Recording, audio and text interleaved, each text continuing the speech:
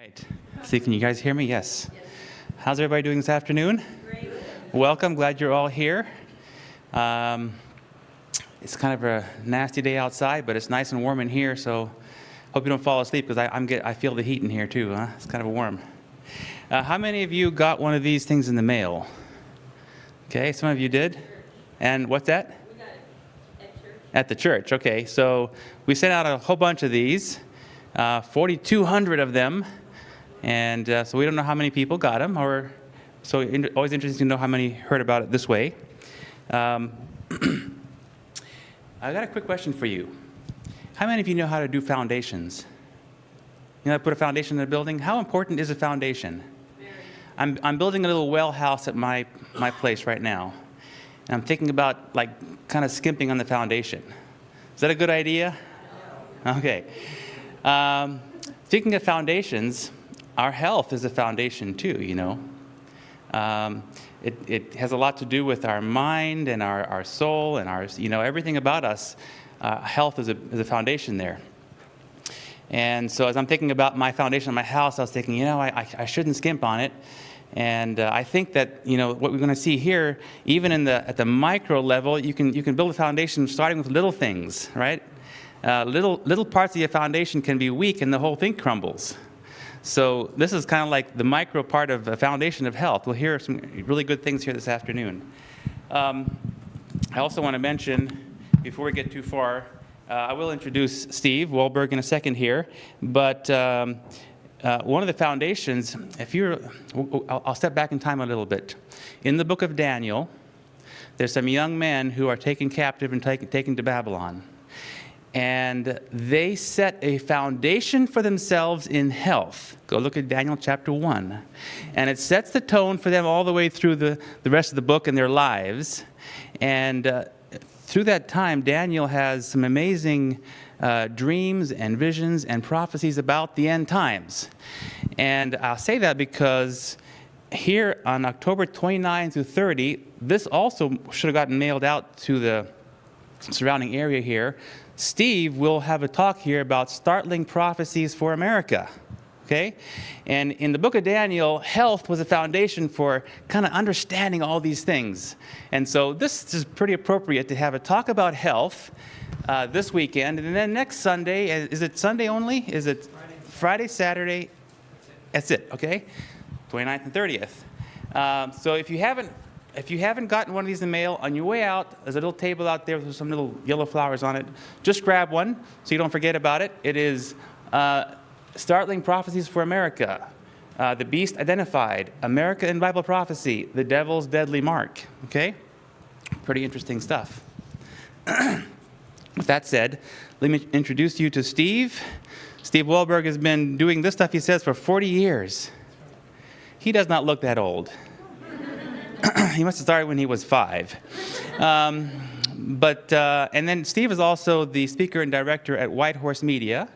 And so I would maybe say go online to YouTube and type in White Horse Media and look up Steve Wohlberg and the things that comes from White Horse Media. A lot of good things. But I don't want to delay too much longer. I want to have a word of prayer. We'll invite the Holy Spirit to be here with us as we get into this very important topic that affects our life. All right, let's bow our heads.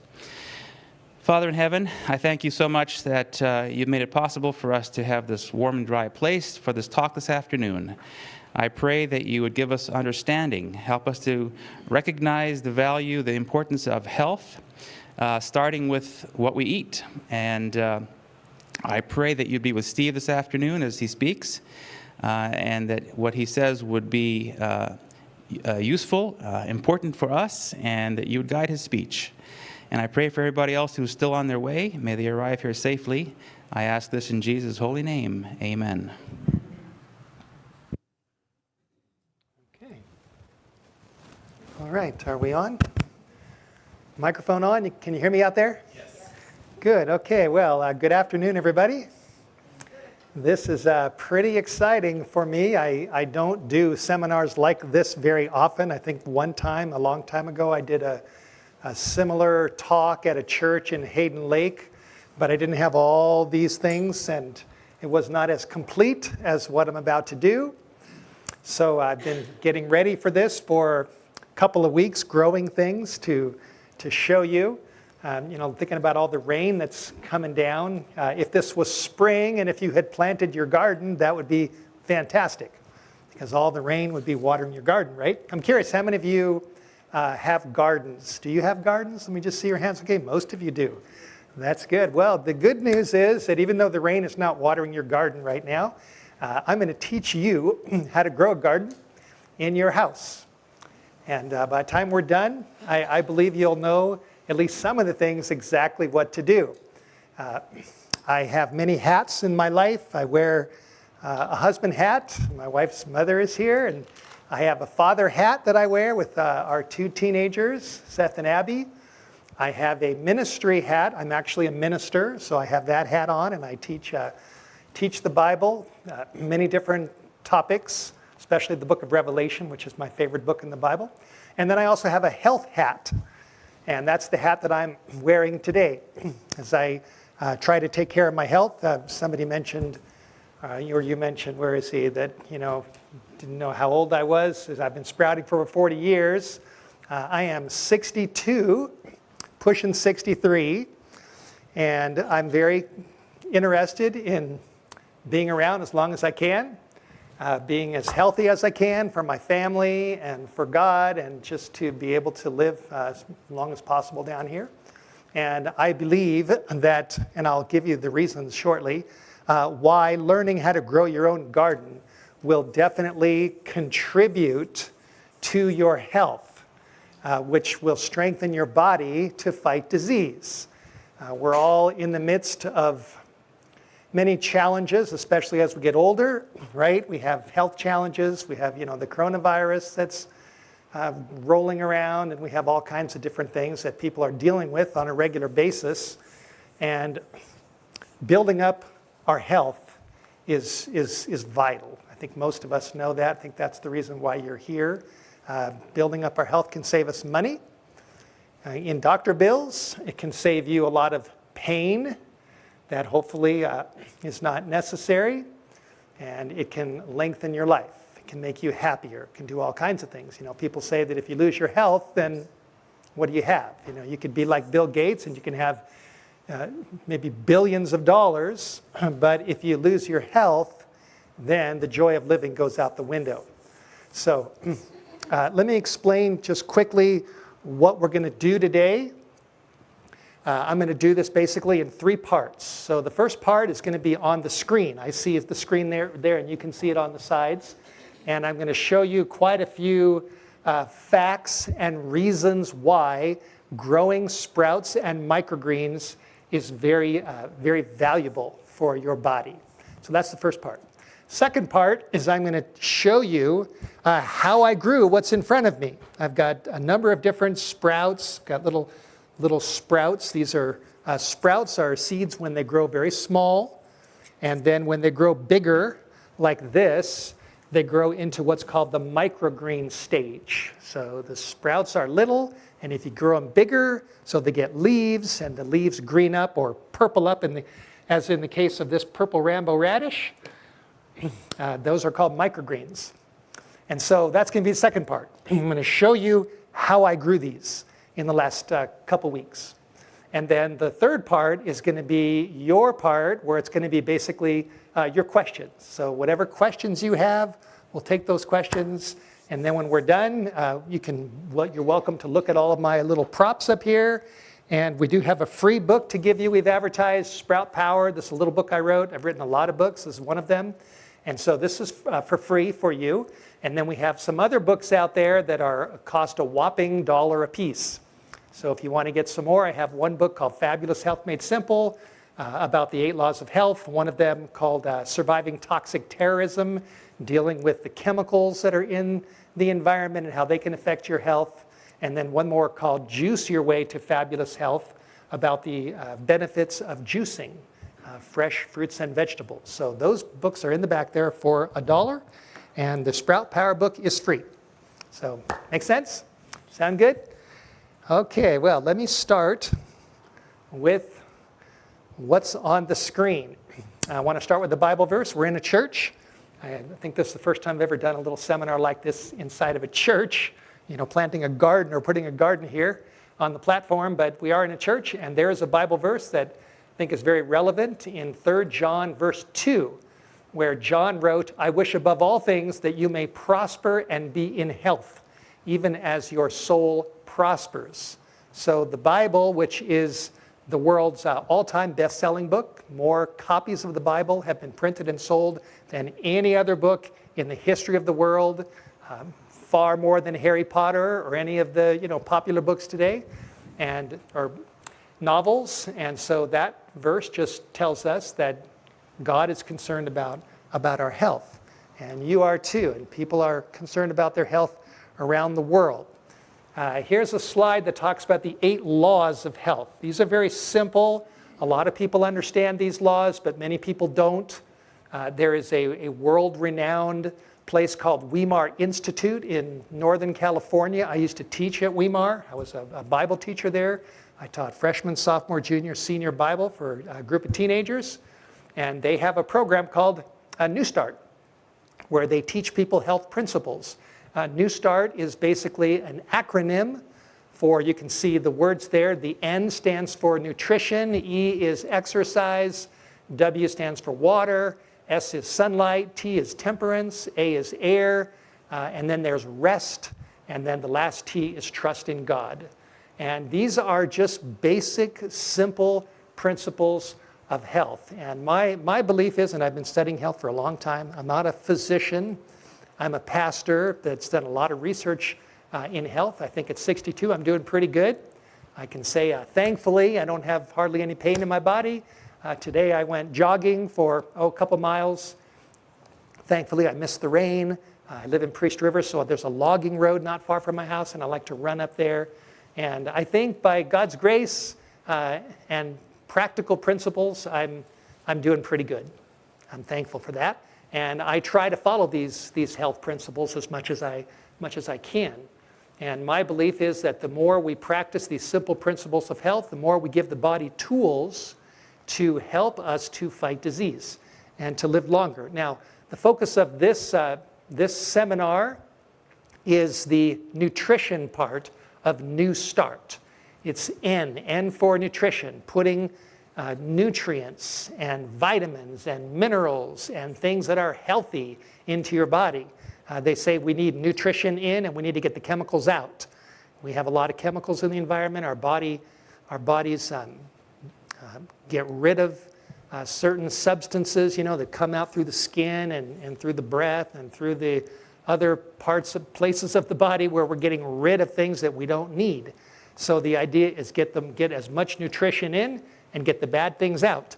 And the more nutrition we get in, the more the body can get the bad things out. Does that make sense? It's like income and expense. When you balance your checkbook, the more income, good nutrients, the better the body can get rid of the bad things, and the healthier we will be.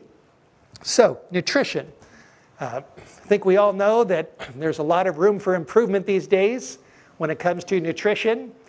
Somebody once said the biggest room in the world is the room for improvement. I don't know if you ever heard that or not. And it looks like this young man needs some improvement on his diet, on what are the nutrients that he puts into his body. We all know that, especially as we get older, we have to deal with diseases and sickness and viruses, et cetera, et cetera. Some diseases are, simpler, like the cold. Some are more complicated, like the flu. Some are even more complicated, like, heart disease and cancer, et cetera, et cetera. And it's a simple principle of truth that the more good nutrition we put into our bodies, the healthier we will be, and the less diseases we will be dealing with in our lives. Now, here's another Bible verse from Genesis chapter 1, verse 29. It takes us all the way back to the beginning of the world, when God made the world, describes what he did on each day. And on this sixth day, he gave Adam and Eve the ideal diet. He gave them a plant-based diet, food from the soil, And in verse 29, it says that God said, "Behold, I have given you every herb bearing seed. To you it shall be for food." So if you trace back the nutritional chain, it really goes all the way back to the seed. All the plants that we eat, whether it's fruit that you pick off a tree, or whether it's vegetables or grains or nuts, all the nutrition that grows in the soil, if you trace it all the way back, it goes back to a seed. Seeds are very, very powerful. Most people don't realize how powerful seeds are.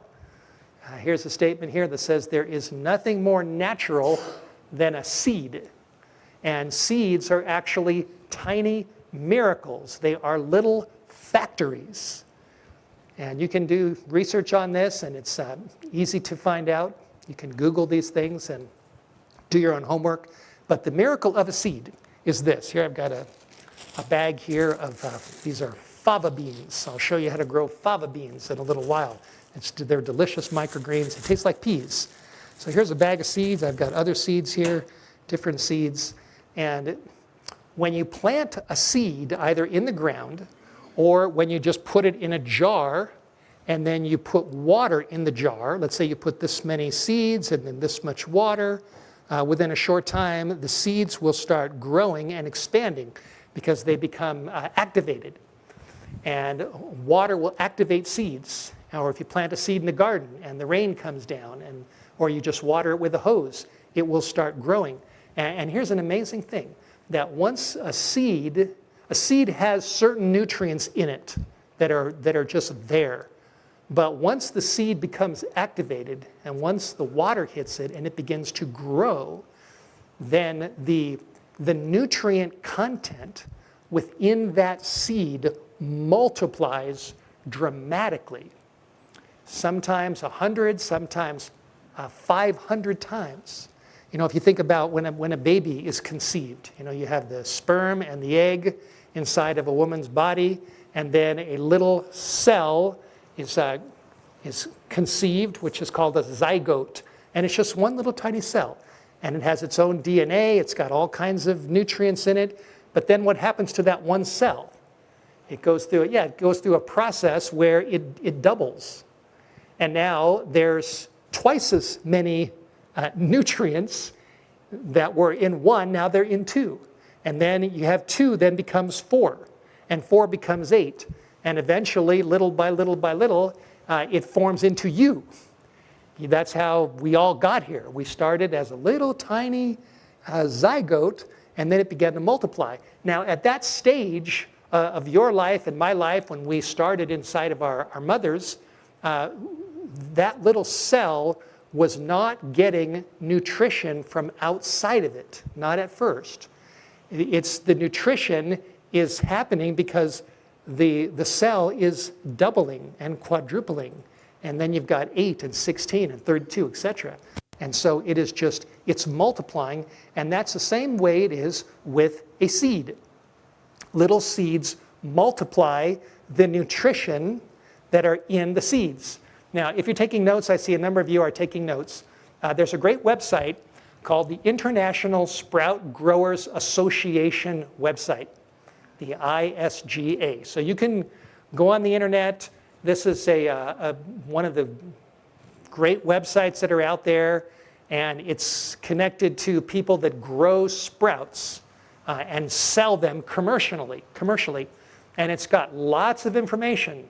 There it says on the bottom there, it says, our mission is to promote global collaboration among professional sprout growers and suppliers.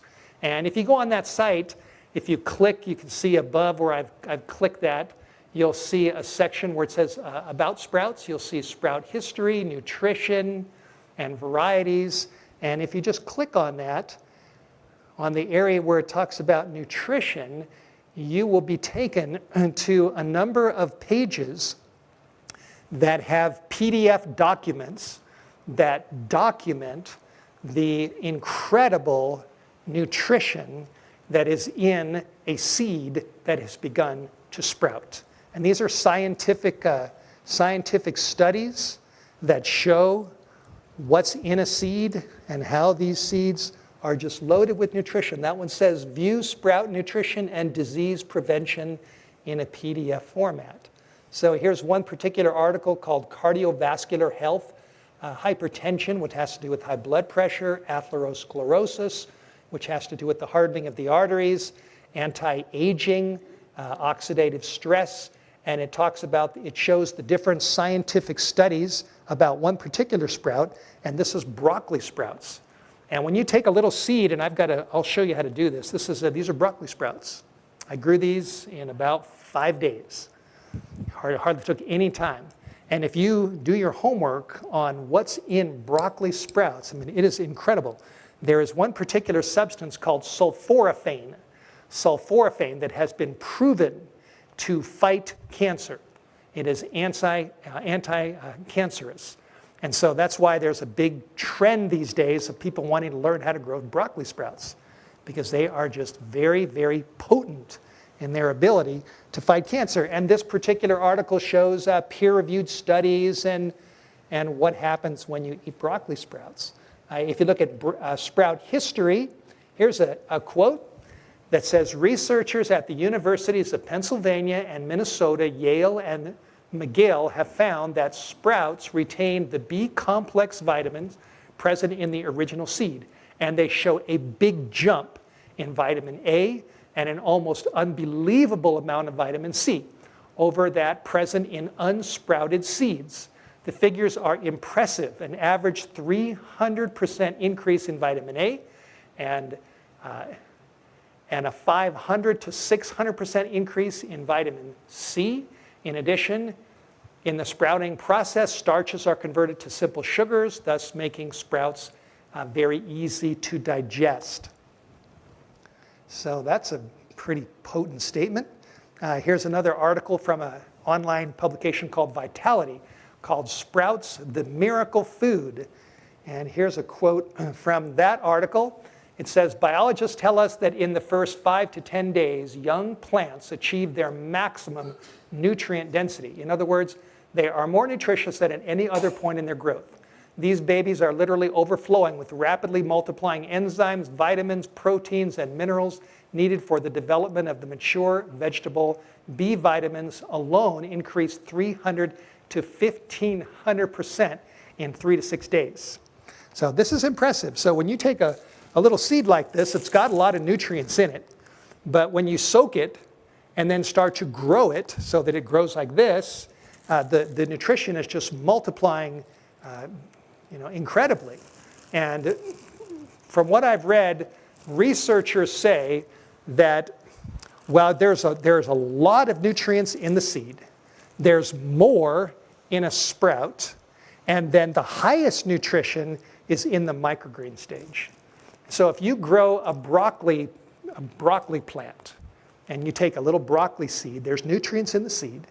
And if you grow it into a broccoli sprout, you're going to get a lot of nutrients in the sprout. But if you grow a tray like this of broccoli microgreens, you're going to get even more. And they say that there's even more in the microgreen stage than if you let that broccoli seed grow up in your garden, and then eventually you cut the head of broccoli and you cut it up or steam it and put it in your salad. So from seed to garden, the most nutrition is in the microgreen stage. That's what the research is saying. So if you grow microgreens and put these in your salads, I tell you, you are just putting a lot of nutrition in your body. And the more nutrition you put in your body, then the better your body will work. I mean, everything that you do is based upon the nutrients that you put in your body. So more nutrients in, the better off you are. The better you're gonna work. Does that make sense? It's just a simple principle. So let's see what else we got here. Here's a couple pictures I found of different sprouts, and this is just one of many different charts that show you the health benefits of growing sprouts and eating them. Sprouts aid in digestion. Let me see if I can read all these. They boost your immune system, which helps your body fight disease. They aid in weight management because they're very low in calories. They also protect your body against cancer, like sulforaphane. They improve blood circulation in the body. They help to reduce the risk of heart problems. They help in the growth and development of the body, especially when you're young. They reduce the risk of neural tube defects in babies and infants. They help to prevent cataracts and macular degeneration. And they inhibit growth of cold sores, and they reduce the effect of allergic reactions and asthma. There's one man, he's not alive anymore. I think he died in a car crash. His name was Steve Meyerowitz, and he was known as the Sprout Man. He's written numerous books about sprouting. He's been on TV. He had a big company, really, that he developed where they would send out seeds and he would teach people how to sprout. And he tells the story in his book how he got into sprouting. He started sprouting when he was probably in his 20s or 30s, and he was living in an apartment in New York. And he had so many allergies, and he would go to the doctors and try to find out what foods he shouldn't eat to get rid of the allergies, and nothing really helped. And then he learned about sprouting. And he turned his kitchen into a sprout garden. And he began to sprout in his kitchen. And then he would give the sprouts away to his neighbors. And he started putting all this nutrition in his body, and guess what happened to his allergies? They all went away. All of them. And that's what launched him into his career as a sprout expert, the Sprout Man. Here's another slide about the health benefits of bean sprouts, mung beans. A good source of protein, rich in fiber, calorie control, again, weight control, increased fertility, protect against cancer, good for skin and beauty, improve your digestive process, good for your eyes, prevents anemia, reduces blood pressure, lowers cholesterol, can be used in salads, improves your immune system, enhances gastric activity in your digestive tract. Sprouts are essentially nature's perfect food. They are loaded with nutrients. One book I read said that they are screaming in nutrition. Screaming, if we could, hear them. There's a lot of nutrients that are in sprouts. Now, you might find this interesting. My top 10 reasons to sprout. Number 1, much or most of the food that people eat these days is either dead or heavily processed. When you grow and eat freshly cut sprouts, you are eating nutritionally loaded live food that is far superior to practically anything that you can eat. Number 2, when Tiny Seeds germinates, which we've already talked about, and sprouts, its protein, vitamin A, B complex, C and E, the trace mineral contents increase dramatically, sometimes hundreds of times from what was in the original seed. Sprouts are powerhouses of nutrition. Number 3, when you grow and eat your own sprouts and microgreens, you are eating organic food that hasn't been sprayed with cancer-causing pesticides, no Roundup. Organic food, if you buy it in a market, is expensive, but growing your own is much, much cheaper. You can do this yourself for pennies a day. Sound like a good reason? Number 4, when you buy fruits and vegetables in a supermarket, they have usually been harvested weeks before you buy them.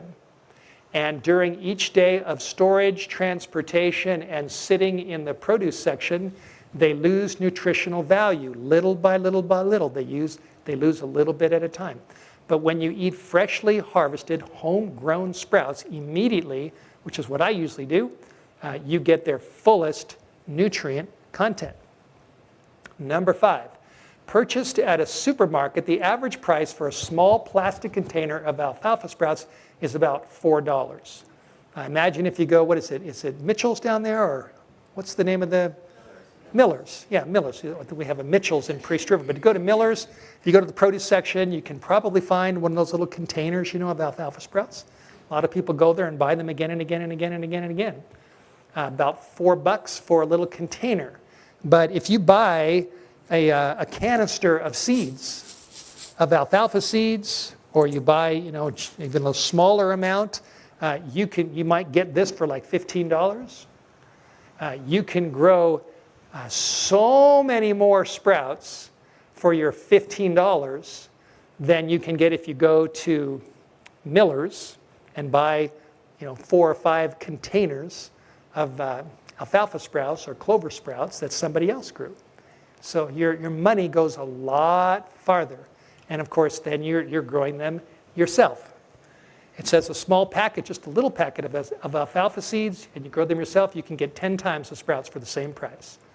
Number 6, even if you don't have any land, a garden, or an orchard, you can still grow a fabulous indoor garden and eat fresh, non-GMO, organic vegetables every day. And you can do this all year round. So I especially like this when late fall comes and we get into winter. I have 4 raised beds in my garden. I've had a very good crop this year. I've got a number of fruit trees in my backyard. I've got some berries, some blueberries, some raspberries, some strawberries. I really like, getting as much as I can out of the soil. But right now I only have 1 plant left. And it is a collard green plant that somebody gave me. I took a picture of it and I sent it to my friend and I said, this is the last man standing in my garden is my collard. And so today for lunch I had collard greens. Steamed them up and added some tomatoes and different things, avocado, and it was delicious. So my point is that when the garden's done, I'm not done. And the reason why I'm not done is because now I can grow all my sprouts and microgreens. So I plan on having salads all winter long and into the spring. And then when things start growing in the garden again, then I'll switch. Let's see, did I get the last one there? Okay, now number 7, yes. Even if you don't have a green thumb, you can still grow beautiful, mouth-watering fresh sprouts and microgreens like a pro. Number 8, even if you have limited space in your house or your apartment, maybe you only have a small apartment or you don't have a lot of room.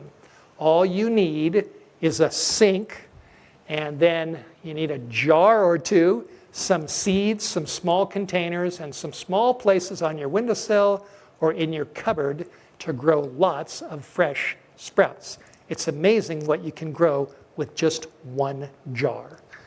And surely you have room somewhere in your house for a jar and some seeds and some water. It's not hard to do. Number 9, sprouts and microgreens are high in fiber, which helps undigested food pass quickly from the body so it doesn't have time to rot within, contributing to colon cancer and clogging up the machinery. A friend of mine who gives health lectures, he used to say, we got to keep the plumbing humming.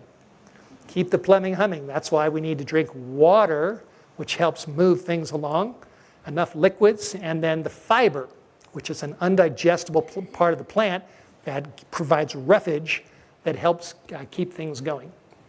Number 10, sprouts and microgreens contain powerful properties that will enhance your immune system, which will help your body to fight diseases like cancer. And number 11 is that it's fun. To learn how to do this is really, it's enjoyable.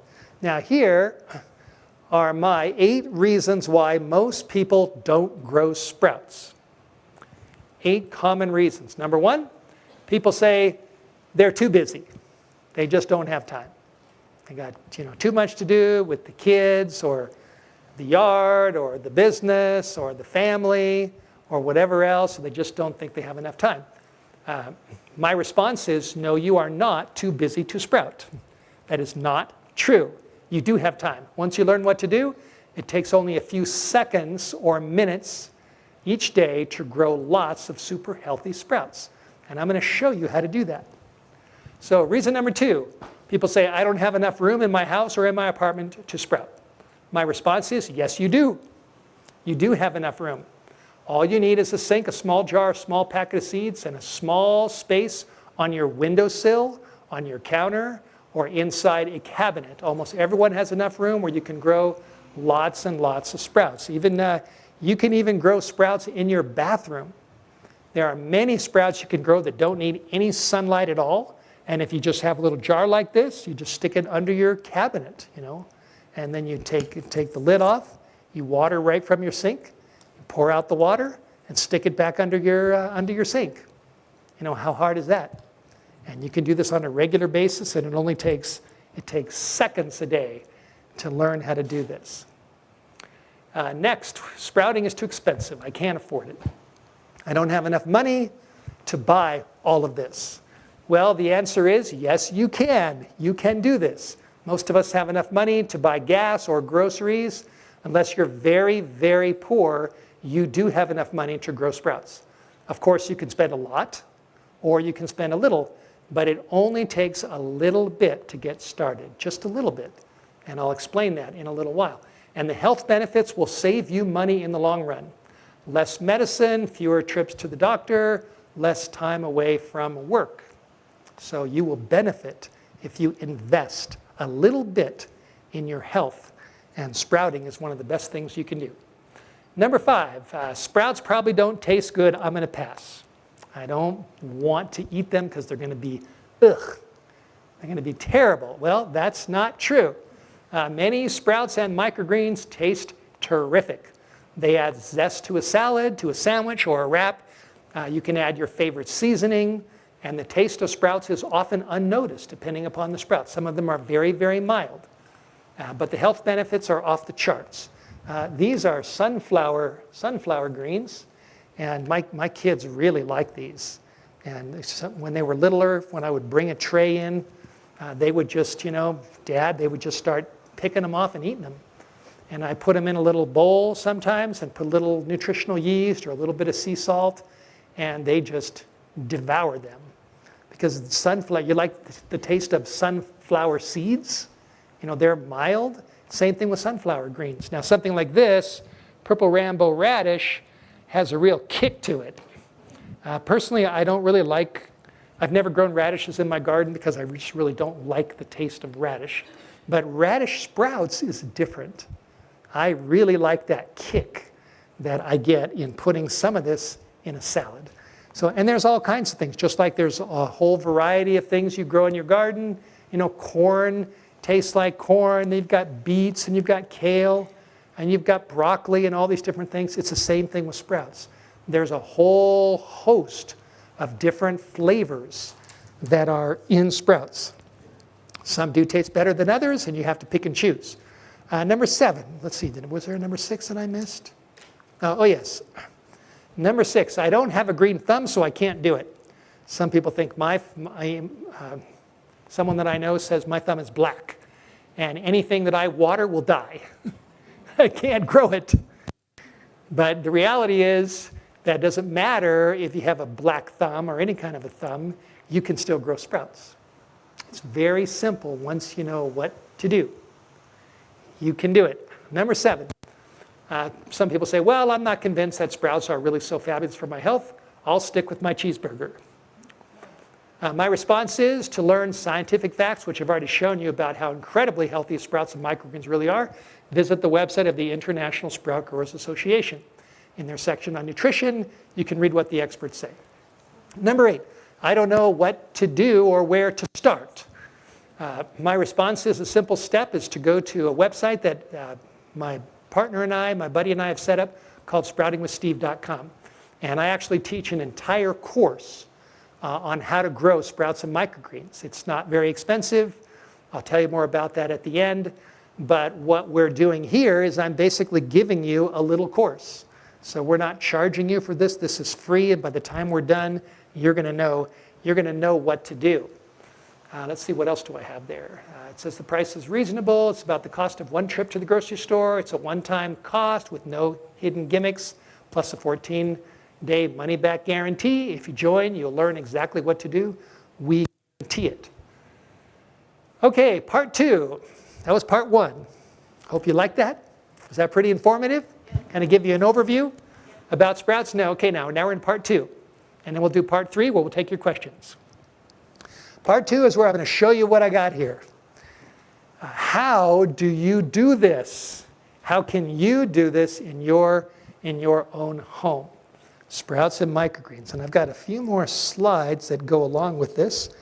First, I'm going to show you how to grow lentils. Here's a jar. This is a regular mason jar. And you can buy these little lids, these sprout lids, for a couple of dollars on Amazon. I think I bought like 10 of them for maybe $10. So they're little green sprouting lids, and they have holes in them. Now, if you don't want to spend the money on a lid, you can still do it. All you need really is a jar. And you don't even really need a jar if you've got even just any kind of a little container. Anything that you can put seeds and water in your kitchen, that will work. But most people who get into sprouting, they use jars. Now, what I'm going to show you on the screen is, this is not this particular batch. I grew these a number of months ago, but the principle's the same, and this is how I grew these two, same way. So what you do is you just get yourself a jar. How many of you have a jar in your house? You got a jar, you can do this, right? And I'm curious, how many of you have lentils in your house? Let me see, okay, most of you do. If you don't have lentils, you can probably go down to Miller's, and I imagine if you go into the beans section, you can buy for probably $1 a bag of lentils. They're the easiest thing to get anywhere is lentils. And all you do, if you follow my advice, if you go home and if you do what I'm telling you, you will have a jar of lentil sprouts in 3 days. So today's Sunday, you'll be able to have a nice sprout addition to your salad on Wednesday. Sound good? So you just go get some lentils, and then what you do, see the picture there, is now this jar that I used here was a bigger jar. This is you can see, I think this is, how many ounces is this? Okay. The 32, and I think, isn't this an 8? Or this a 4? Okay, 2 quarts. Yeah, this is a quart, this is 2 quarts. Right, so quart, 2 quarts. So what you're seeing on the screen I did with this jar, but when I grew these a couple days ago, I did them with just a 1 quart jar. So all you do is you just put the seeds in, and I typically go about 1/5 of the way up, just right about here. And then what you do is you pour the water in. Now I usually do this at night, or you can do it during the day, either one, but with lentils I often do it at night. So you just put the seeds in and then fill it up with water under your sink. That's all you do. And after about 4 or 5 hours, you will see. Now I did what you're seeing on the screen. I started this on a Monday morning. So there's my seeds, and I put the water in, and that was Monday morning. And then 5 hours later, so maybe I started them at, let's say, 9 o'clock. By 2 o'clock, you can see those seeds had become activated, and they were growing. They're going to double in size, and that's just water. That's all you do. And then what you do is you drain out the water.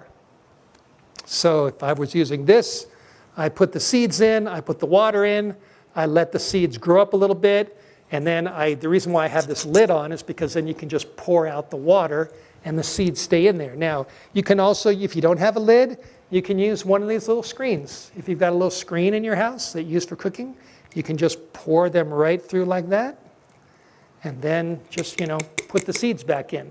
If you don't have a screen, and if you don't have a lid, worst case scenario, because these seeds are so big, lentil seeds, you can actually just use your hand like this and just, drain the water out and keep them in like that. So really all you need is a jar, water, and seeds. Very simple. Now, when you drain your water out, you want to try to get as much of the water out as you can. So what I do is I drain the water out till there's hardly anything dripping, and then you can put them in a little container like this so that it's on an angle. So the water, if there's any left in there, it'll drip out. I've gotten a little more sophisticated, and on Amazon, I bought these little, you can get them for just a couple of dollars. It's a little sprout jar holder, and that just sits right there. You can get those very simple. If you don't have anything like that, you can always just kind of angle it in your sink, tip it up against the sink so the water stays. And worst case scenario, if you're really super lazy, all you need to do is just get all the water out as much as you can and just let it sit right on your counter. The idea is you want to try to get as much water out because you don't want the seeds sitting in water. Seeds that sit in water will not grow as well. So you want to get the water out. So however you do it, just get the water out. So now the principle with lentils, and there's many seeds you can grow just this way. I tell people you give them a bath once. That's where you soak them for 4 or 5 hours or overnight. Either one will work. So you give them a bath how many times? One time. And then you give them a shower twice a day. And so let's say I do this at night, and I pour out the water in the morning and I let it sit.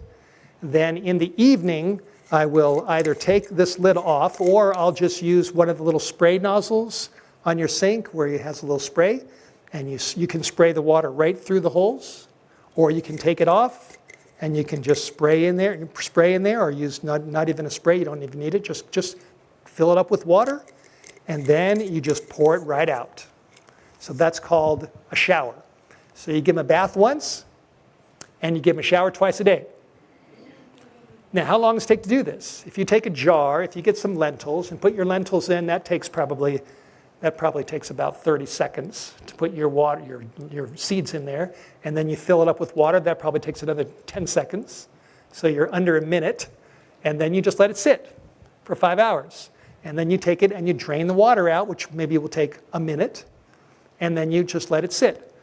So if I soak them at night, then in the morning I drain the water out, and then in the evening I put water in and pour it out. And then keep it on an angle, and then in the morning I put water in and pour them out. And then in the evening I put water in and pour it out. And then in the morning I put water in and pour it out. In the evening I pour water in and pour it out. So bath once, shower twice a day, and what will happen is you'll see after probably a day and a half, maybe 2 days, they will start sprouting. Now look, can you see those sprouts? Now remember here, if you go back to this, when did I start them? Monday morning. They were growing like that 5 hours later. I drained out the water 5 hours later. And then by Tuesday morning, they're already sprouting. And then by Wednesday, they had grown up all the way to the top of the jar. And now I got a whole big jar of sprouts. Now, lentils are they're very nutritious. A lot of vitamins and minerals. They're very mild tasting, so they're not like the purple Rambo radish. They're mild. What I like to do personally with my lentils is I can grow a whole jar of these. It takes me probably 5 minutes total time between putting in the seeds, putting in the water, draining out the water, doing this twice a day. 5 minutes. Can you spare 5 minutes? Do you have enough room to put a jar on your sink or in your cabinet or somewhere? We all do. And what I like to do is then I like cereals in the morning for breakfast. I'll like millet or granola or some kind of flax flakes. And what I do is I add my lentils to my granola. And I just mix them in, and you really hardly taste the lentils if you use, whatever kind of milk you use. And if you cut up some bananas or any kind of fruit, you won't hardly taste the lentils. But you're going to get a lot of nutrition that's now in your cereal bowl. I also like to sprinkle them on waffles. If I have a waffle, my wife makes delicious waffles. And so I'll put some kind of like almond butter or something, and then I'll sprinkle some lentils on top. And then I'll put some blueberries on top, or strawberries, or honey, or whatever it is. And so that's the way I typically eat them. Very, very simple to do. And the same way that I grow lentils, you can do the same thing with peas. Peas will grow the same way. In just a few days, they'll grow right up. Another one you can use is rye. Rye is a very healthy grain. And you do the same thing. You just put the seeds in, put the water in, let them soak for a few hours, drain out the water, give them a bath once and a shower twice a day. And within 3 or 4 days, you'll have a jar of peas. You'll have a jar of rye. Another one is barley. Barley seeds, you can grow those right up. Very healthy sprouted grains. I have a whole book up here that you can see later on, which is about the benefits of sprouted grains. Everything sprouted, how you can grow all kinds of grains and how healthy they are. They're loaded with B vitamins. So this is the jar method. Make sense? Can you do this? In my course, when I teach people, what we did in our course was we did videos of this whole process. So they see me putting in the seeds, they see the water going in, they see me drain them out, and they watch them grow. That's what the Sprouting with Steve course is all about. You see how I grow alfalfa, broccoli, clover, radish, mung, peas, lentils, and microgreens. We have a section on simple sprouting in jars. We have another section on how to grow microgreens in soil. And then we have another section on how to grow microgreens with just water, without any soil. So that's what my course is about, and I show people exactly what to do. So there's the simple jar method, and this is the easiest, doesn't cost hardly any money and hardly any time, and it's something that anybody could do. And if you get, let's say, 4 of these jars, and one day you start your lentils, the next day you start your peas, the next day you start your rye, the next day you start your barley, and you just rotate them, it's going to take you seconds per day, and you could have all these fresh sprouts with just 3 or 4 jars on a regular basis for the rest of your life. And you're going to put more nutrients in your body than hardly anything you can do. Yes?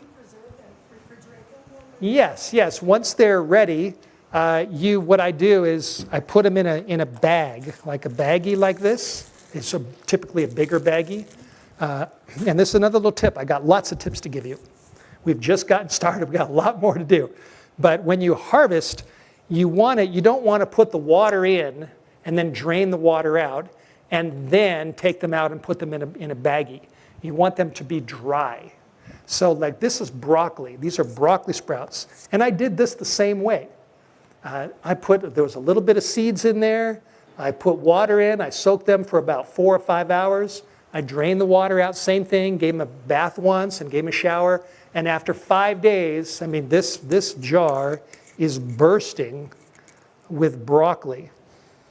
And they smell just fine. So you can just pick these right out and put them right in your salad, or put them in a little a strainer, and you rinse them off, and then they go into your salad.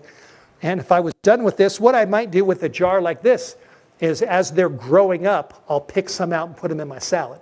And then I'll just let that keep going. But then once they're big enough and I'm done with growing them in a jar, then I'll wait till they're dry, so I don't soak them and then put them in a baggie.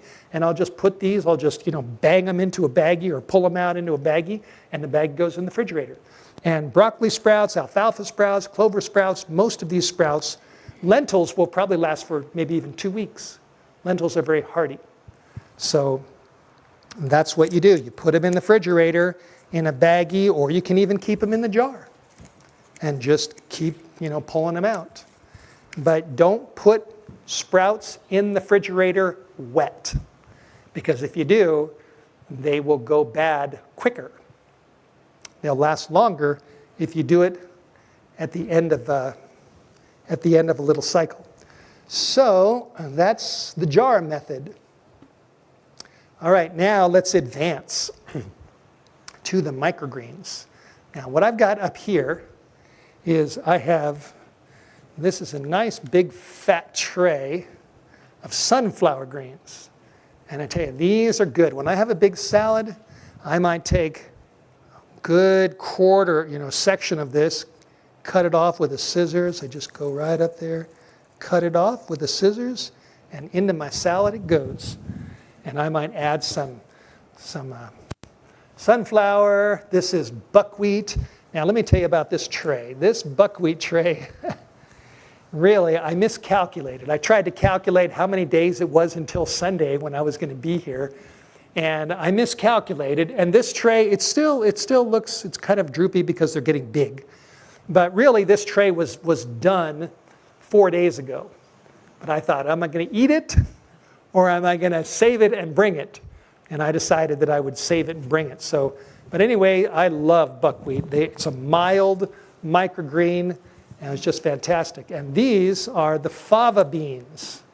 Fava beans are something that somebody turned me on who joined my course, and we have a Facebook page for people that are a part of my course, and she posted on the page, you need to grow fava beans.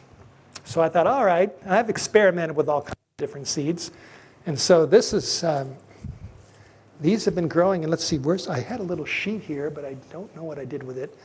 I started these 2 Mondays ago. So it's been about 12 days for these. Same thing with these, 12 days. I figured 2 weeks to grow these fava greens and these. Now, I miscalculated on the buckwheat, and buckwheat's probably 9 or 10 days, and then they're done.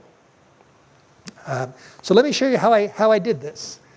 Here's a picture of my little trays. So these are these trays. Now, you can use all kinds of trays. You can use, well, let's see, what have I got here?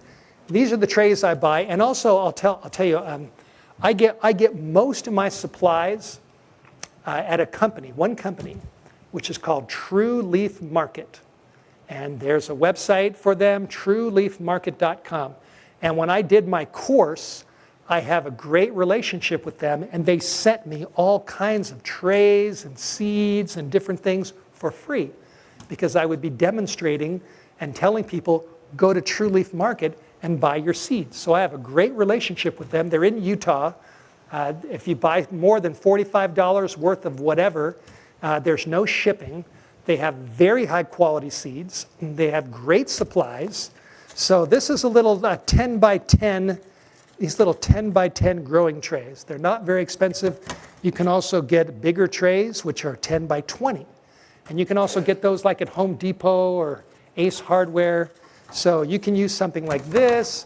You can also use, in your kitchen, if you want to find a little pan, you can use this. Here's another little pan, like for bread. You can use something like this. My wife once had a batch of chocolates somebody gave her, I think. A little bit of water in there.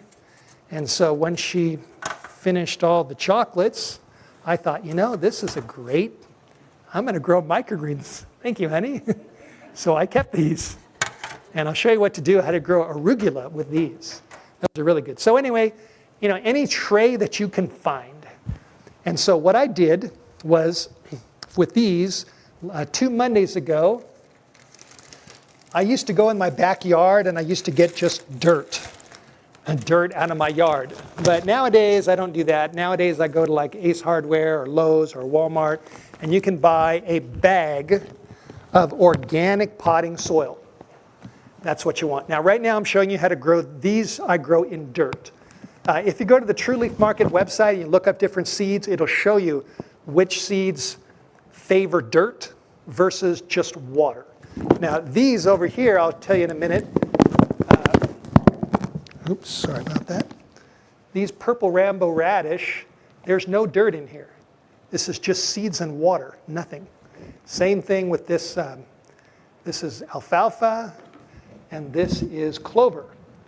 And there's no water. But in these, I used soil because I know, especially sunflowers, buckwheat you can grow hydroponically with just water, but they prefer soil. And fava beans, they prefer soil.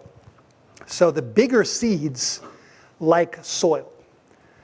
And so what you do is just go to the market or the nursery and you buy yourself a bag of organic potting soil. And so that's what I did. So you can see the picture there. Before I planted the seeds, I took each one of these trays. And this one, I think this was somebody's shelving that I found in a yard sale. I thought, oh, that'd be good for some sunflowers. So all you do is you pour in. I've got a little container here. So I dipped it in there and I just put about a good inch to an inch and a half of dirt, of potting soil in these trays. So there was probably about that much of the soil. And I did that in all 3 of these trays. Dirt, dirt, dirt. And then what I did was I took my seeds. Here are sunflower seeds. These are black oil sunflower seeds. True Leaf Market has very good seeds. If you want to take a chance, you can go to a feed store and you can buy bird seeds. I've actually had some really good, one time I brought a big bag of like 20 pounds of sunflower seeds, black oil sunflower seeds that are supposed to be for the birds. And I had great success with those seeds.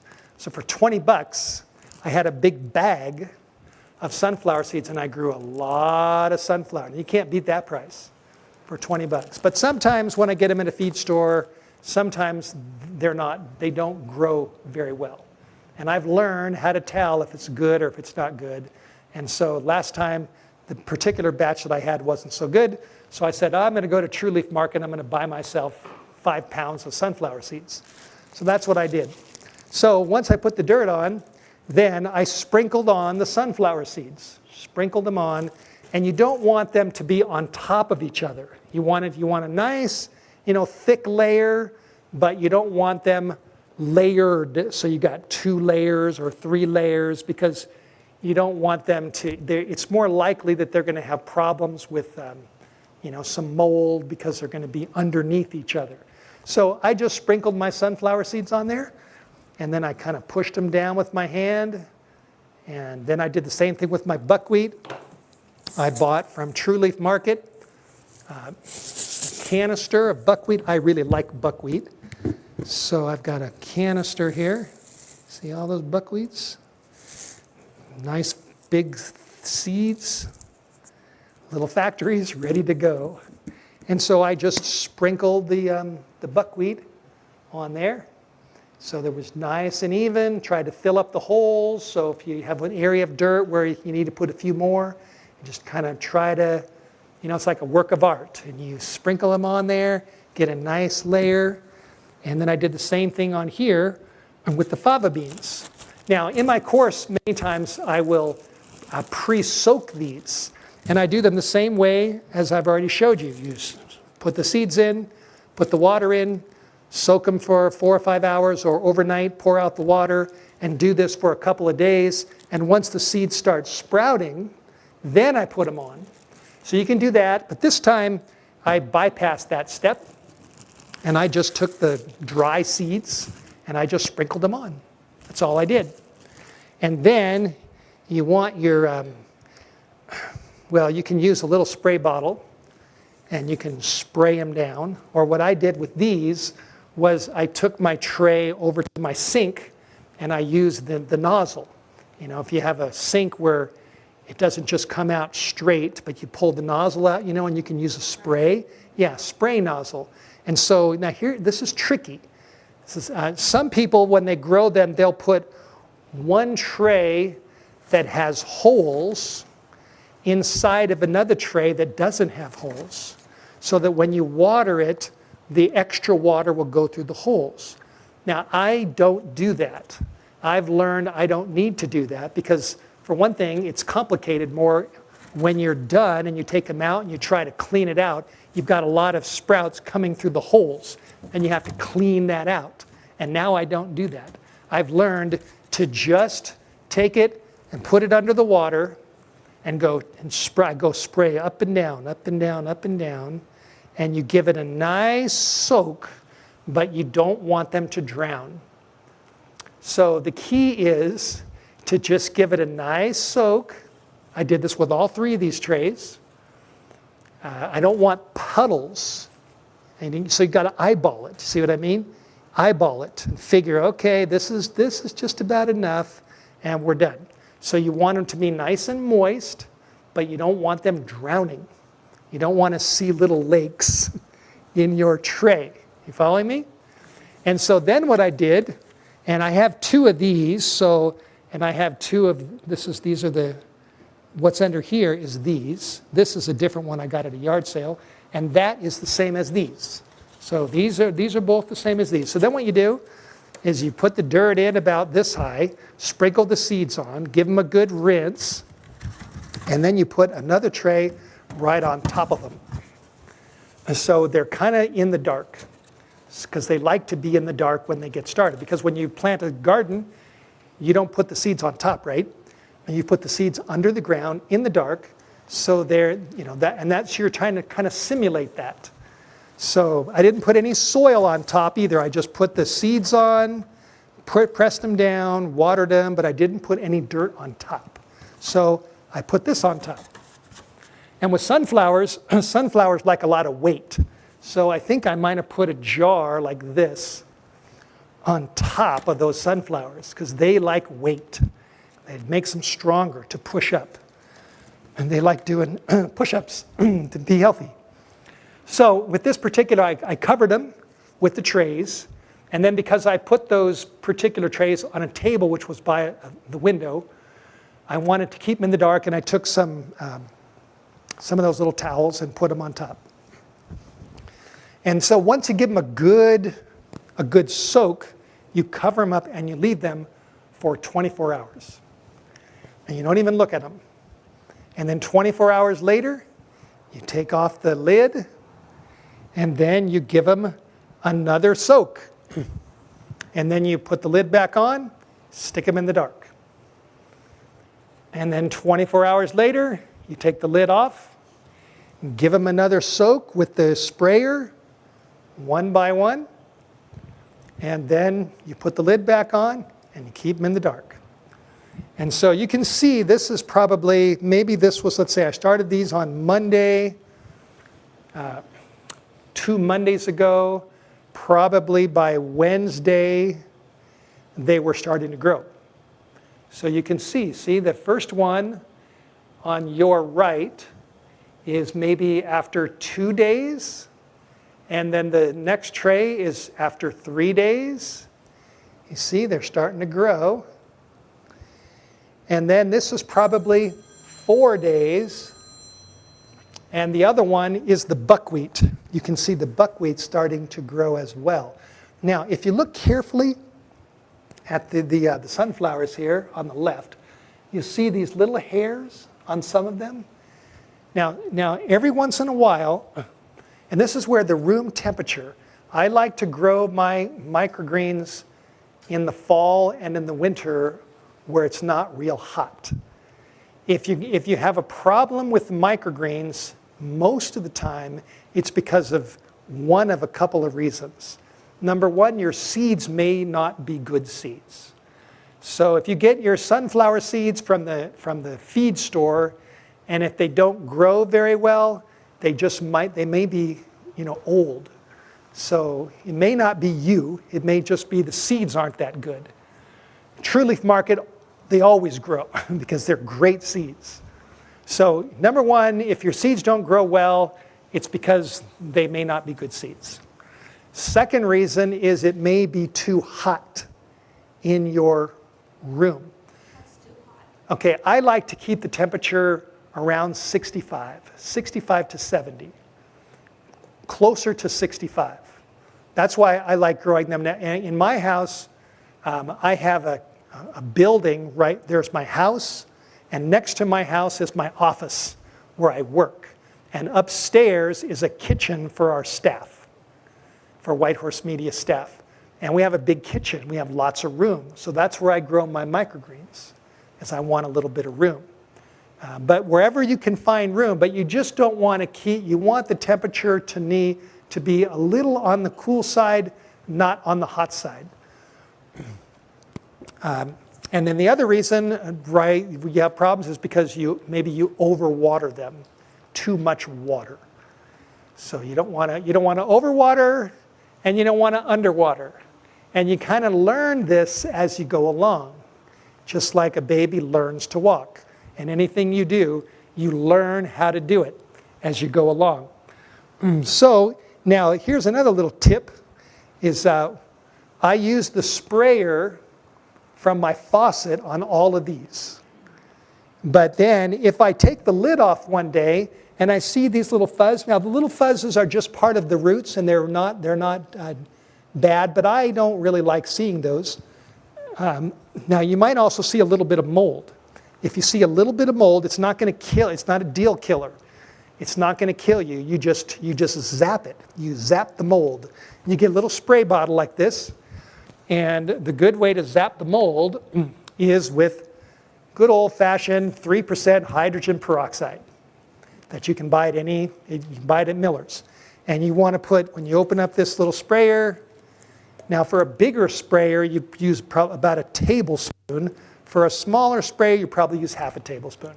And you just put the, take a little half tablespoon, pour it in there, and that's a mold zapper. Another thing that I often use is grapeseed extract. This is, you can get it from any health food store normally. Grapeseed extract is very powerful. It's an anti-mold, anti-fungus. So I put a couple drops of grapeseed extract. I'll put a half a teaspoon or half a tablespoon of 3% hydrogen peroxide. And I mix it up. And when I take my lid off every 24 hours and look in there and see what I got going, if I see a little bit of mold or if I see those little fuzzies, I zap them with this. I just spray them. And that pretty much normally does it. So I don't give up my crop just because there's a little bit of, I don't know exactly what kind of mold it is. I think it's penicillin mold or whatever it is, and it's not. You know, if you don't have a lot of it, it doesn't mean you've lost your crop. You can. When you stop covering them. Okay, good question. I did this for about 3 days. And once they start getting big enough, then I take the lid off and I put them just on the table. Now, you don't need a grow light. In my course, I showed people I bought this for 25 bucks on Amazon. But I hardly ever use this. I just showed this to demonstrate in my course. You can get a simple grow light. You just plug, stick it on the side here. But for all the 40 years that I've been sprouting, I don't use grow lights. It's just the window, the light from the window. That's all you need. Any light coming from the window is going to green up your plants. So I didn't use any grow light on these. So after 3 to 4 days, once they're established and they start to, the little leaves start to come up, then I take the lid off and I give them more air and sunlight. Now, air and sunlight are good to counteract mold. The biggest problem with growers who grow microgreens is you gotta, make sure you don't get mold. I mean, that's pretty common for most growers.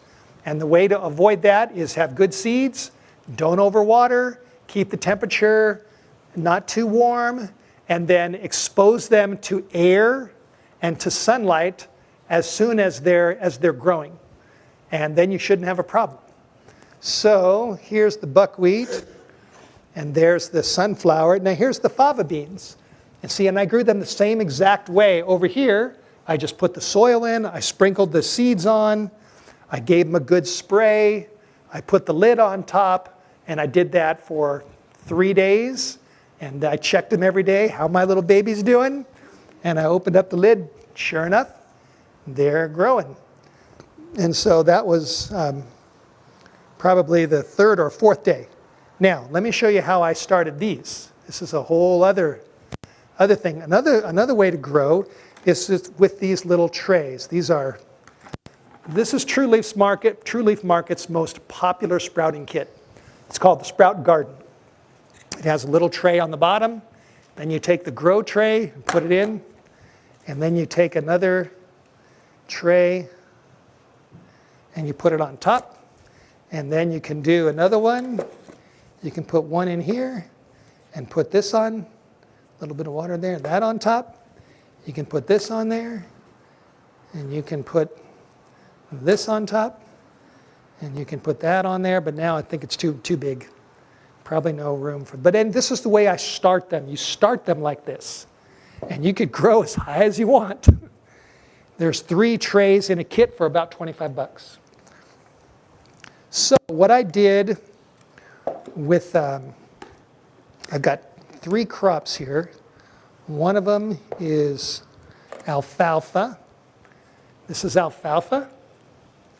And this is clover. And this is the purple Rambo radish. And so this is how I did those. Let me get my glasses here. Where did I put my glasses? Where did I put those glasses? Are they on my head? No. Where are those glasses? Oh, here they are. So the way I grew, and this is the way I grow the smaller seeds. I started the clover. That's what you see on your screen here on your right. I started the clover in a jar. I put them in probably about this many seeds, and I put this much water in. I soaked them for about 4 or 5 hours. I poured out the water. I tilted them on the side, and I did this for a couple of days, rinsing them, bath once, rinse them twice a day.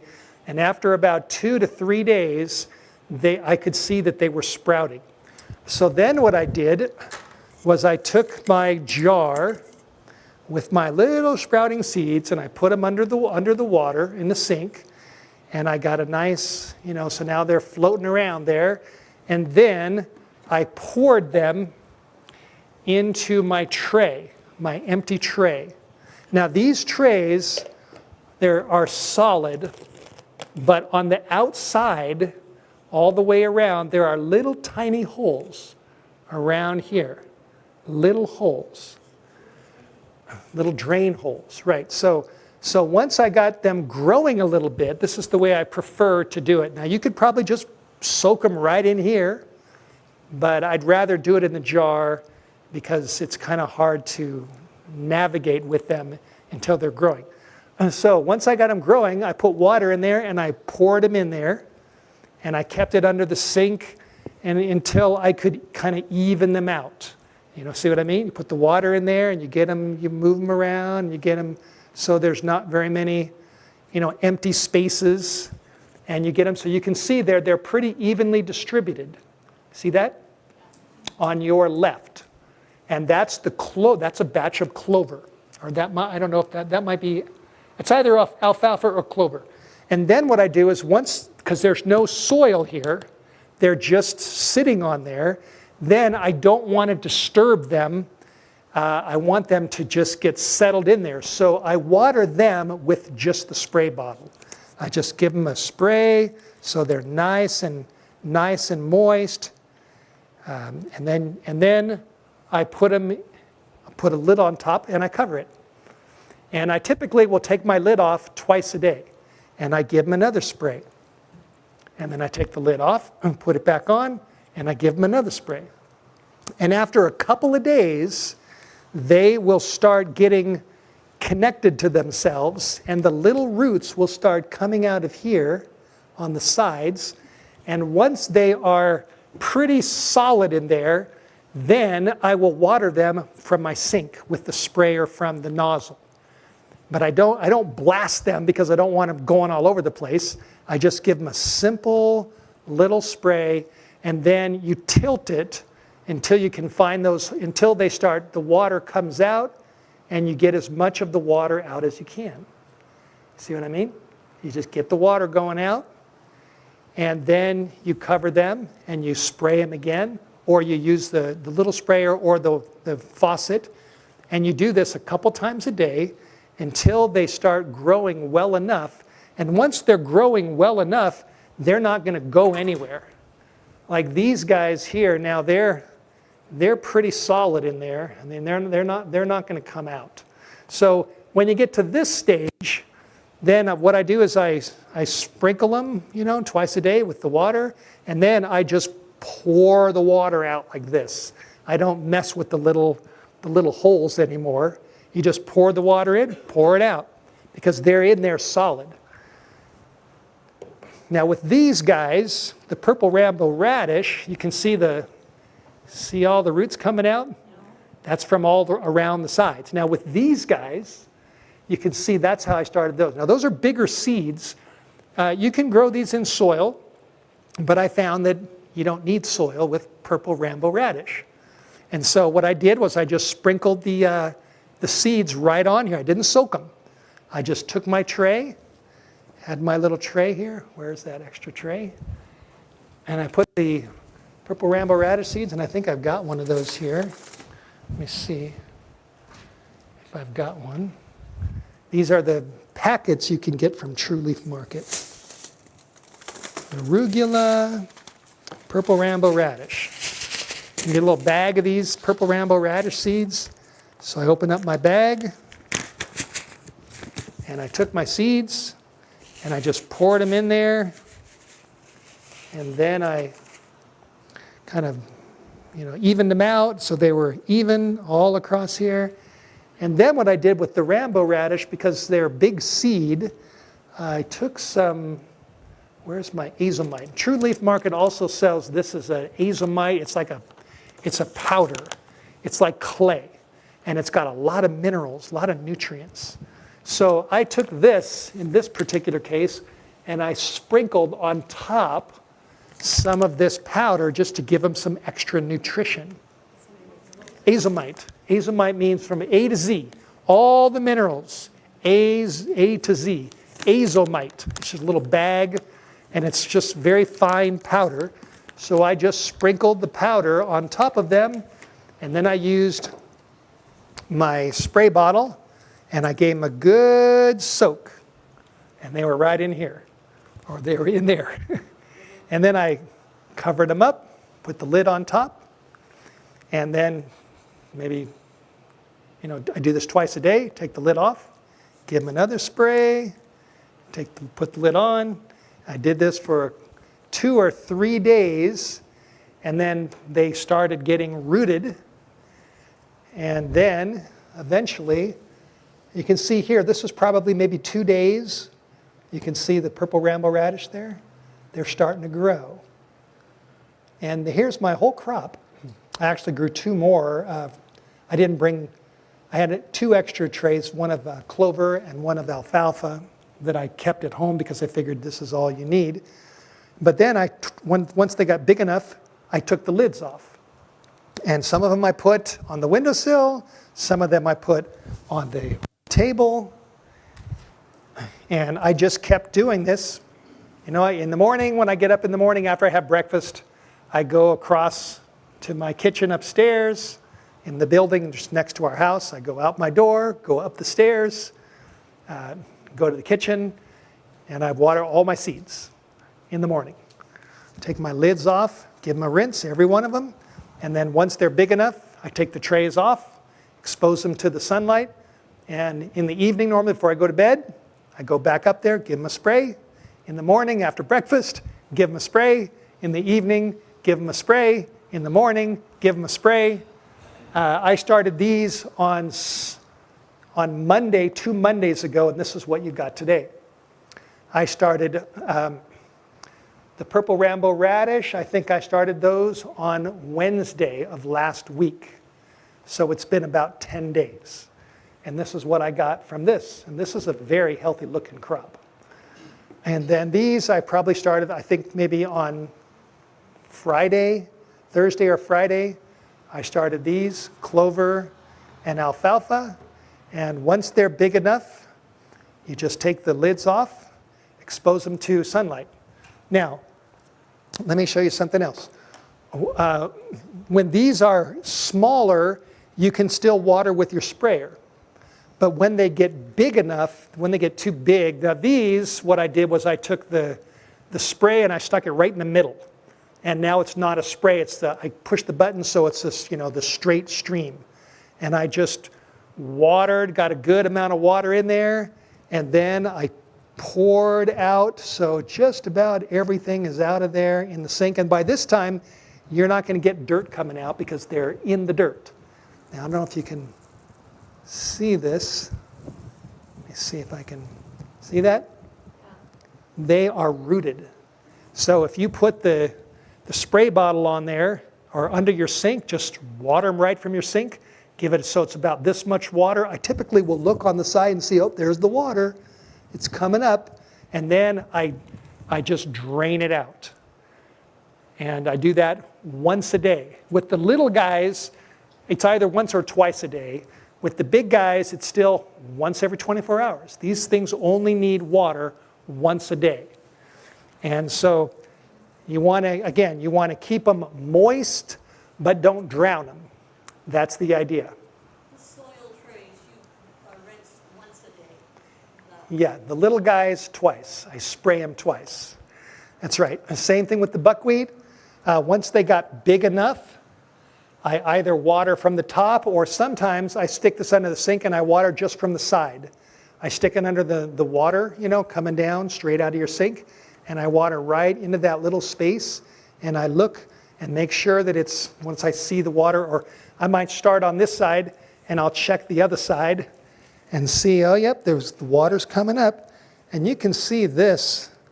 See, there's hardly any dirt left in here. See that? Look at that. There's no dirt. These plants have eaten up all the dirt. That's why you want organic potting soil. You want good soil, and there is no dirt left in there. And you know what? This is really easy to clean. You just take this out. Look, there's no dirt in there. That's why I don't use holes. I've learned how to monitor my water, make sure I got enough water in there, but not too much. Not just, you don't want a little bit. You want to get just the right amount. And I've learned that when this is done, it's really easy to clean. I'm just going to pull this out. And so I would water from the side here once they get big enough, and then drain out the water. You do the same, and the same thing with the fava beans. Fava beans, they're sweet. They're kind of like peas. So I'd either water it on the side or water in the middle and drain out the water. And I did that once a day, and doing those. And look what we've got here. I kind of made a little face here with the nose. The purple rambo radish is the nose. There's our 4 eyes and the mouth. And you can see this is just, every few days I would take pictures so I could show you. Now here's the buckwheat tray of when it was ready to go. About 4 days ago, after 9 days, this guy was ready. See?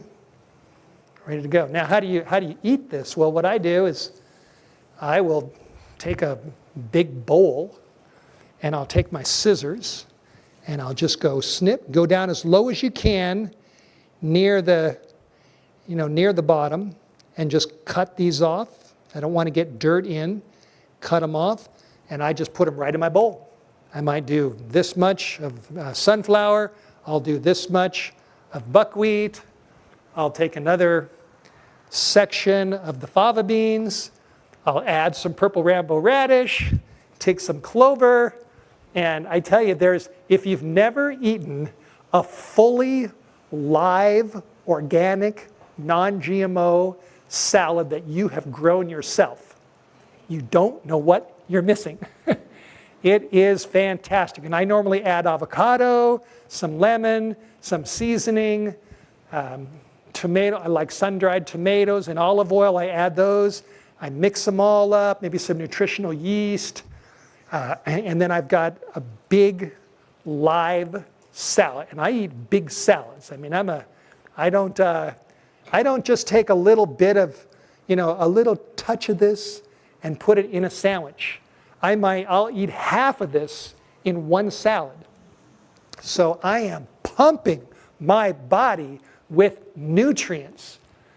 I'm having salad almost every day. And I tell you, this is fantastic. So this is really easy to do. You can do the jars. I did the same thing with the broccoli. Broccoli I like to grow in jars. I started with a little bit of seeds. I soaked them for 4 or 5 hours, drained out the water, did this twice a day, kept the jar tilted, and they grew right up, and this is what I've got. So you can do the jars. You can do these little sprout gardens and bring those up. You can also use, this is another thing that True Leaf Market sells. This is called the Sprout Master. This is a different way to do it. If you don't want to have as big of you don't want to do something so big, you can get these, and these have holes on the bottom. These are good for bigger seeds like peas, lentils, I wouldn't use this for the little tiny seeds, although you can. But I like the bigger seeds on these. I've also grown black soybeans in these. That was really good. I saw that on True Leaf Market's website. I thought, I'm going to try that. So I soaked the black soybeans, and then I put them in here, and then I just rinse them right under the sink. You just take this and rinse them right under the sink, and the water just goes right out. So you didn't even have to worry about the, balancing out, not drowning them. There's no problem. And then you do this twice a day. And then after a while, you've got black sunflower or black soybean sprouts right in here. And with something like this, you could get quite a few of these. And if you want to have your barley and your rye and your peas and your black or your soybeans, and you can stack these on your windowsill. This would probably go right on that windowsill. You could probably just stack them right up. You could have 4 or 5 of these, so you hardly use any space. You can grow sprouts all the time on your windowsill, and it doesn't take very much space. So in my course, what I do is I give people lots of options. And I tell people, if you like this, do this. If you like this, do this. If you like the jars, do this. If you like the sprout gardens where you stack them up, do that. I give people many different choices so they can do different things. And they all grow. And then in my course, there was a couple of seeds that didn't do very well, and then we did some troubleshooting. Like with the broccoli, when I first started growing broccoli in my course, they didn't do so well. And I realized the reason was because we were set up with cameras to film all of this so people could see every day what we're doing. If this was part of my course, you watch the videos and you'll see day 1, day 2, day 3, day 4. You see them all growing. But in my course with the broccoli, when we filmed it one time. With the broccoli, they didn't smell very good. And so if a seed doesn't smell good, throw it out. And so we try to figure out, well, why? So here we are filming this for our course, Sprouting with Steve, and one of the broccolis didn't turn out very good. The broccoli that grew in the trays worked out fine. The broccoli that was in, I think it was the jar that turned out fine, but one of the broccolis just didn't smell good. So I figured out that the reason was because I soaked them at night, and they soaked all night. And then by the time we got in with the cameras and my buddy came and we were starting to film, it was like 10 or 11 o'clock in the morning. And that they had been soaking from like 9 o'clock at night until like 10 o'clock in the morning. And I realized that the reason why the seeds went bad was because they had soaked too long.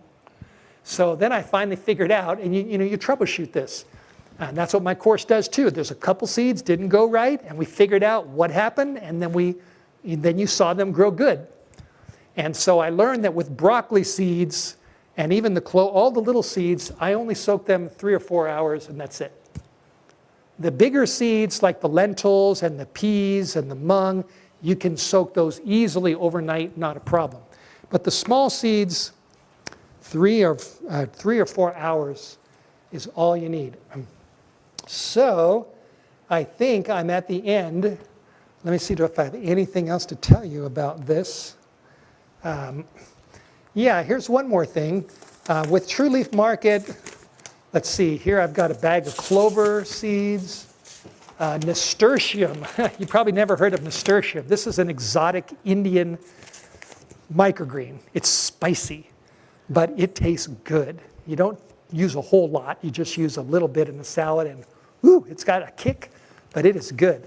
And I grow these the same way I grew these. Put them in this on the dirt, sprinkle them on there, give them a spray, cover them up for 2 or 3 days, take the lid off. And nasturtium is really, really a potent plant. Now, here's southern giant mustard. These are little seeds, and I'll put, just a second, and I'll put those probably in the green trays. I wanted to show you the arugula. How many of you like arugula? Here's a bag of arugula. Now, this is how I grow arugula. I grow arugula in my wife's chocolate trays. This is perfect for arugula. And what I do with these seeds is I bought on Amazon, these are little spa towels. They're organic little spa towels. You can buy a whole stack of them for like $10. You can use a napkin if you want to use a napkin, but you don't know what's in the napkin. But anyway, this is kind of an organic little thing. So what I do is I get myself a little scissors and I cut it out so it fits in here. And then I put I spray it down so it's wet. And then I sprinkle my arugula seeds on there. And then I give them another spray so they're not going anywhere. And I don't use the sink because I don't want to blast them. I use the spray bottle. And I spray them and I get them so they're nice and settled. And then I put this on top and I set them on my shelf. And then twice a day, I take this off and I use my spray bottle and I spray my arugula. And after probably 2 to 3 days, you'll see they're starting to root in this little napkin, and they're starting to grow. And then you just keep spraying them. They'll take the lid off, expose them, and you'll have, after about 8 days, you'll have a crop of arugula about this big. And then you just take your scissors, cut them right off, and into the salad they go. And they are, microgreens have a kick. But they're good. So I guess my point is there's a lot of ways to do this. You just start doing it and you learn as you go. I could grow my purple Rambo radish in this. I could use a little bit of dirt, or I could use that and grow them without dirt. So you got, there's options, and that's what Sprouting with Steve does. My course is I give people lots of options. And they watch the seeds grow day after day, and they can see them growing, and then they learn exactly what to do. Okay, so I'll take your questions. Somebody over, okay, you had one a little bit ago, right? Yeah. Yeah, and then we'll come to you, so I'll get everybody. I just wondered, your packets of seeds, are those the 1 pound bags? Or? Yeah, good question. I think these are, let me check. Good question. I typically buy a pound, so this is arugula slow bolt 1 pound. These are all pounds, clover seeds, mustard seeds. Oh, I didn't show you this one. This is I get these at Bushels. You know where Bushels is? It's a little health food store outside of Diamond, before you get to Diamond Lake. And you could probably get these at Pilgrim's Market in Coeur d'Alene, or you might be able to get them somewhere closer. But these are organic rye, just rye. Any seed you buy, if you want to sprout it, raw sunflower seeds also sprout really well. But you want to make sure they're raw. You don't want anything roasted or toasted or anything like that. You want them raw. Now, this is rye, organic rye berries, just raw seeds. And I do the same thing with these in the jar. I just put them in the jar, soak them. These I could soak overnight, pour out the water, drain them, rinse them twice a day, and they'll grow right up. So I like rye, I like barley. So certain things I like to grow in jars, certain things I like to grow in trays. So did I answer your question? Okay. Yeah, the bags, 1 pound. Okay, next question. You had a question over here. Yeah, I want to know, when you cut the plant, the roots that are left in there, will they regrow? Yeah, good question. With the sunflower seeds, I only use them once. With the buckwheat, I only use them once. I really like buckwheat. It's mild, it's great in a salad. With the fava beans, I've learned that you can cut these off. These are just about ready. I'd say they're almost ready. Once you cut these off, you can get a second crop. So you just keep, watering them once a day. It depends on the plant. That's right, peas, you can get a second crop. And fava beans are like peas. Now, something else I forgot to mention, with the sunflowers, you don't want them growing too long. See, they have 2 leaves here. If you let them grow too long, they'll get another set of leaves and they'll get bitter. So with the sunflowers, only 1 set of leaves. These are just about ready. Now, another thing I forgot to tell you is with the sunflowers and with the buckwheat, they also have shells. And so when I grow my sunflowers or my buckwheat, I make sure I put them on a table that has room around the sides where they're in the middle, because the the shells will start to fall off around the edges. And so if you put them right on the corner of your table, then you're going to have shells on the ground. And I'd rather not have that. So I just scoop them up with my hand, and then I just get rid of them. So, okay, yes, boy, lots of questions. Do we have a microphone? Maybe we want to, in case people need to, yeah, there's a microphone somewhere. Where did that go? So why don't you raise your hand? We'll go one by one. We'll get everybody, and just, I'll let you handle that so everybody can hear. Hi. Do the seeds have any preference to heavy mineraled water or possibly the outfeed of a water softener? Yeah, good question. The issue of water, some water is better than another. I tell people that, you can use any water and they'll grow. Even if you're in Los Angeles, where I grew up, and you've got tap water, which who knows what's in it. I'd rather use tap water and grow a healthy crop than not. Our water is well water, and I always use my water, and I've had no problems with it. I don't know about reverse osmosis. It'd probably be fine. You don't need distilled water. I would just use, your regular water, or if you really want to be picky, around here, I don't think you really have to worry about it in Spirit Lake or this area. Most of us are probably on well water, or even local city water, which is still probably well-based. So I don't think we're going to have a problem. Another thing I forgot to mention is that when you grow microgreens, especially hydroponically, now when they're in soil, you don't have to worry about this, but if you grow microgreens hydroponically, you don't want water that is really alkaline. They like more acidic water. So I took a cup here, just filled it up with water,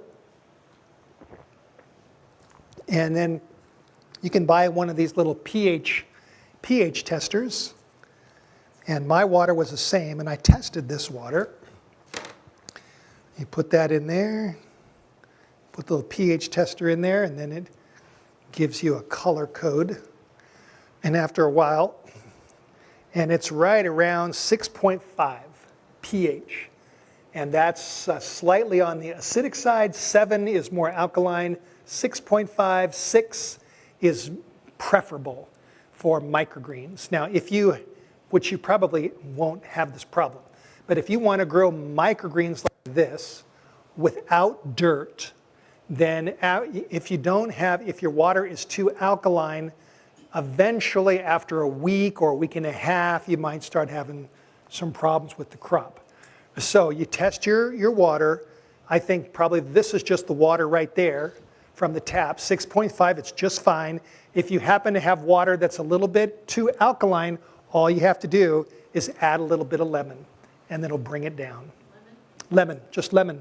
Yep, that's all you need. So in that case, if you have really alkaline water, then I would put my water in a jar and then put a little lemon in there, and I'd use this to water my plants. But probably you're not going to have that problem. You don't have the problem with sprouts you have to worry about. You don't have the problem with anything in soil, but if it's in just hydroponically, only water, and if you're growing them big, then you'll want to have some kind of acidity in your water. And also with the hydroponic where there's no soil, and that's why we sometimes add the azomite, which gives a little more nutrition. Like with the arugula, I might put the napkin on there and sprinkle on my seeds, and I might give a little bit of a sprinkle of this powder on there because I'm only using water on a napkin, and so a little more nutrition, it just gives them a little boost. Okay, yes? Hey, Steve, I have several questions. Okay. What is the best way to store your seeds? In the refrigerator. Okay. Now that's long term. If you just buy them from True Leaf Market and you're going to use them, you don't Right. need to worry about it. But if you let's say the winter comes to an end and now it's time for your garden and you don't want to grow any more of your seeds, put them in the refrigerator or even in the freezer. Okay. They'll do fine. And then the best place to buy seeds, I know you mentioned the True Leaf Market. Yep. And that's now where I are go to those- get all my seeds. Now, you also mentioned also organic and non-GMO. So are those all organic seeds They or sell both. non-GMO? Both? Yeah, they sell both. You can buy organic sunflower seeds from them, or you can buy what's called conventional black oil sunflower seeds. The CEO at True Leaf Market, his name is Parker, and he said personally he doesn't think it makes any difference, but some people like organic.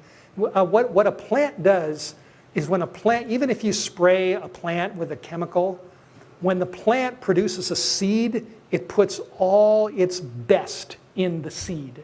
And the seed itself is not going to have a lot of chemicals in it. Because it's only a small, tiny thing. And then when it multiplies and grows, you're not going to get a multiplication of chemicals. So if you're a purist and you only want organic seeds, by all means, True Leaf Market has only organic seeds. But they also have non-organic seeds. With some of them, they're a little bit less expensive. And you can take your pick, depending upon your comfort level.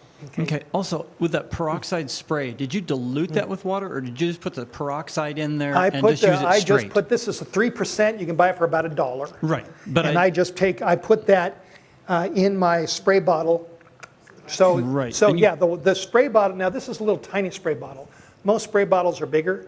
If you have a bigger spray bottle, you're looking at about a tablespoon of hydrogen peroxide in your water. But with this, what you do is you just take this off and fill it up with water, Okay. and then just take a little bit of hydrogen peroxide and pour it into the water so it mixes. And you can do a couple of drops of the grapeseed extract.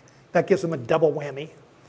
No self-respecting mold will survive all right. this when you zap it. Last one.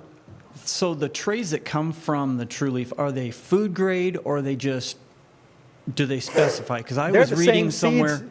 that the trays you get from like Home Depot and different places do have toxins that can come out. And I have a friend who's allergic to aluminum, so I don't think you would want to grow No, I things in wouldn't use aluminum aluminum. tray. I think, well, yeah, most of these trays, you can get, these kind of trays, I'm pretty sure they're the same trays that you can get at Home Depot, or you can get them at True Leaf Market. You can get like 10 of these for, $8 or something right, like that. but are they food grade, or are they just off the shelf? I'm just Yeah, I really curious. don't know. But Okay. True Leaf Market wouldn't sell these if there's a risk Okay. of getting any leaching of chemicals. So, and I'm pretty sure these are the same that you would buy like at Home Depot. All right. I'm pretty sure. Okay, yeah, let's work our way around. I have a couple quick questions. I believe I heard you say you rinse in the jar method. You rinse before you eat. With the jars, when I water these broccolis twice a day, I consider myself rinsing them. When I put water in and pour water out, I mean and they're pretty packed in here right now. They're jammed in there. I probably wouldn't have left them in there this long. But when I rinse them twice a day, I consider them rinsed. So I have no problem picking these right up and putting them right in my salad. Oh, okay. And then when, in the history of sprouting, was it discovered accidentally, and when did, I know sprouting was kind of popular in the 70s. When did they start sprouting? Well, even in the book of Was Ezekiel in the Bible, it talks about Ezekiel bread, sprouted millet, or sprouted this or that. So when Okay. you buy Ezekiel 4:9 bread, it's sprouted bread. Most of the bread that I buy, I prefer sprouted bread. Ezekiel 4:9 bread, there's other kind of breads you can buy that are sprouted bread. It's a little more expensive, but I eat a lot of sprouted bread. And so, yeah, people have been sprouting for ages.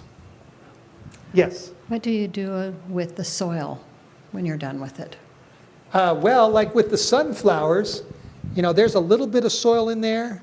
I'll cut that off, I'll just go down as far as I can go, and then that'll go in my salad. And the rest of it will probably go in my compost bin. Or you can throw it away. But I carry it out to my garden, and I have an area where all that stuff goes. Yep, okay, yes? You mentioned that you sprouted black soybeans. Yeah, black soybeans. I got those, Yeah. and white soybeans too. And I Yes. got those from True Leaf Market. I experimented with it. My question is, how did you eat them? Because normally you don't eat beans raw. Yes, good question. You know, a lot of times when you cook beans or boil beans, a lot of people have, you know, gas issues. But when you sprout a bean, I don't think you're going to have that problem, because there's a they call it an anti-nutrient. There are nutrients that are in seeds that are called anti-nutrients, so that these seeds are not going to grow until they're in an environment they're ready to grow, like water. So anti-nutrients are inside these seeds, but once you put them in water and you start growing them, the anti-nutrients go into the water. So don't drink that water. You can put it on your house plants or just throw it away. But once they start growing, they become very easy to digest. And you won't, I don't think you'll have the problem that you would have normally if you were just to take these and boil them and then eat them. You're going to have more gas issues than if you sprout them. So like with the black soybean seeds and the white soybean beans, when I grew those, I grew both of them in these little trays. Once they're growing and they're ready, and you don't have you don't have those issues. No, you don't need to cook them. You do not need to cook them.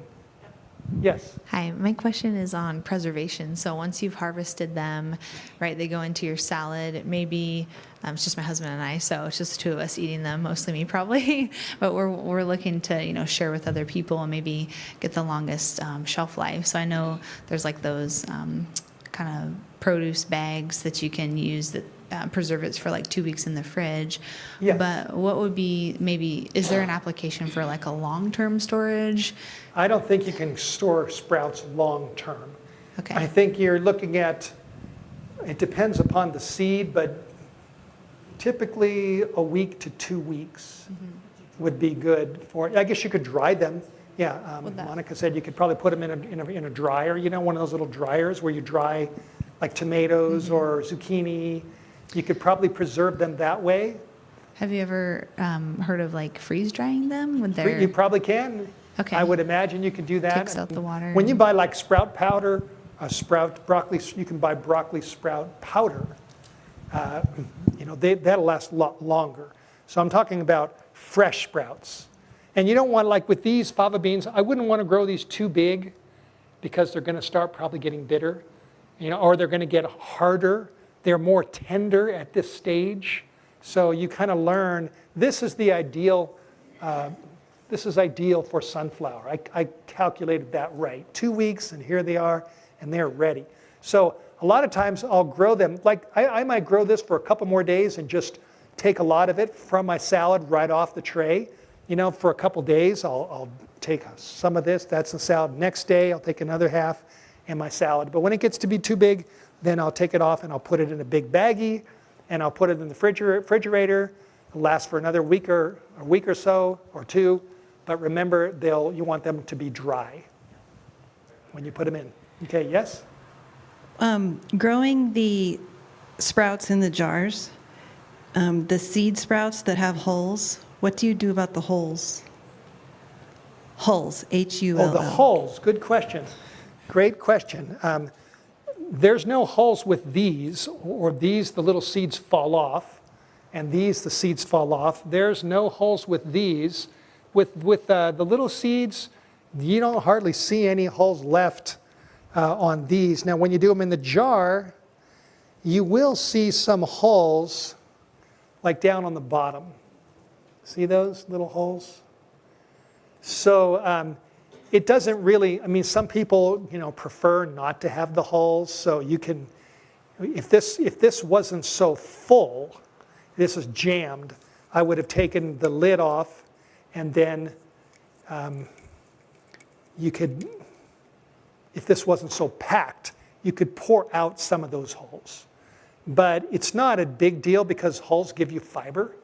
So you can eat, there's still some hulls in there if you look, and you can just eat them, eat the hulls it doesn't really matter. Now sunflower, those are bigger. When these get bigger too, sometimes I'll take off if some of them are still on here. There's not very many left here. Here's one. These kind of fall right off. I don't want to eat those, the hulls of the sunflowers. But all these taste really good. And I don't really worry about the hulls very much. Yes? You mentioned your course, and I was wondering about that. And then you said you have a Facebook page? Yes, thank you for reminding me. I think I have 2 more slides left. If you go to sproutingwithsteve.com, that is our website for the course, Sprouting with Steve. And if you don't mind, since I've never hardly ever done this, if you don't mind, I just like you guys to smile. There's all my seeds there. There we go. So when you go on to sproutingwithsteve.com, there's a video right there where I explain, probably 4 or 5 minutes, how potent sprouts are and how you can grow these and how I can teach you to do this exactly. And then if you want it, then there's a place where you click to buy or purchase the course. It is currently, we've actually cut the price, $49.95 to join the course. And what happens is if you put your credit card information and join the course, you will get an email that gives you login information that then you go on, and then you click and it takes you to a private website. And you used your login information that comes in the email. And then you save that, and you can go on to that website for the rest of your life. We have a 2-week money-back guarantee. Within 2 weeks, we can give you your $49.95 back, no questions asked. But there's no additional gimmicks. There's no charges beyond that. And you have access to the website for the rest of your life.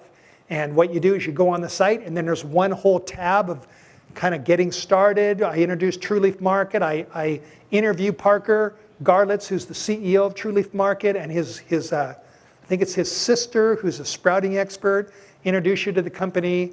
And then we have a tab of sprouting, simple sprouting, where you click and you can see how to grow alfalfa, broccoli, clover, lentils, mung, peas, all these different sprouts. And you click and you watch day 1, day 2, day 3, day 4, day 5. And so you actually just watch me doing all this.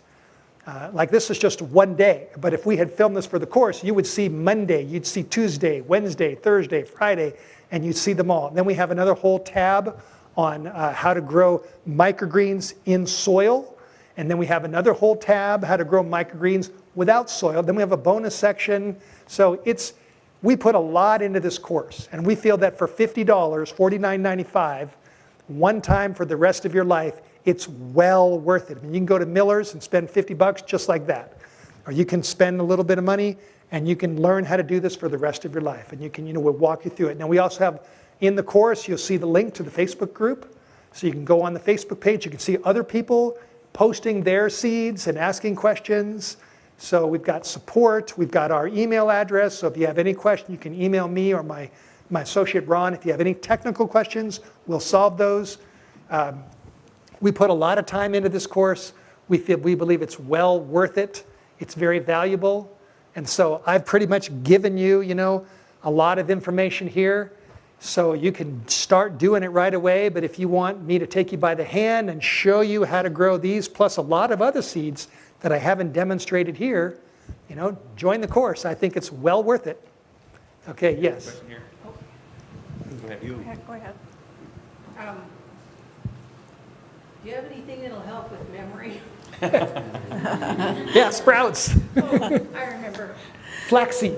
Let me answer that. Okay. Memory. One of the best things you can do to improve your memory is to go to Bushels or probably Miller's and buy a bag of just flax seeds, not ground up, just whole flax seeds. You can get them for a couple of dollars. And I do this regularly like in the morning when I have my breakfast cereal. I have a little coffee grinder, it's about this big, that has a little lid. And I plug it in to the cord into the wall. I take the lid off. I pour in some flaxseed. And then I put the lid on and push the button and it goes, and it grinds them up. And then I put that in my cereal. You hardly taste it, or on top of my waffles.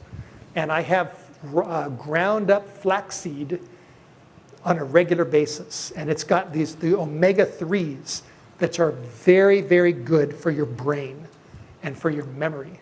So yeah, I mean, as you get older, you forget things, but ground up flaxseed on a regular basis is great for your memory. My question was, does any of your site involve Zoom? Zoom? Yeah.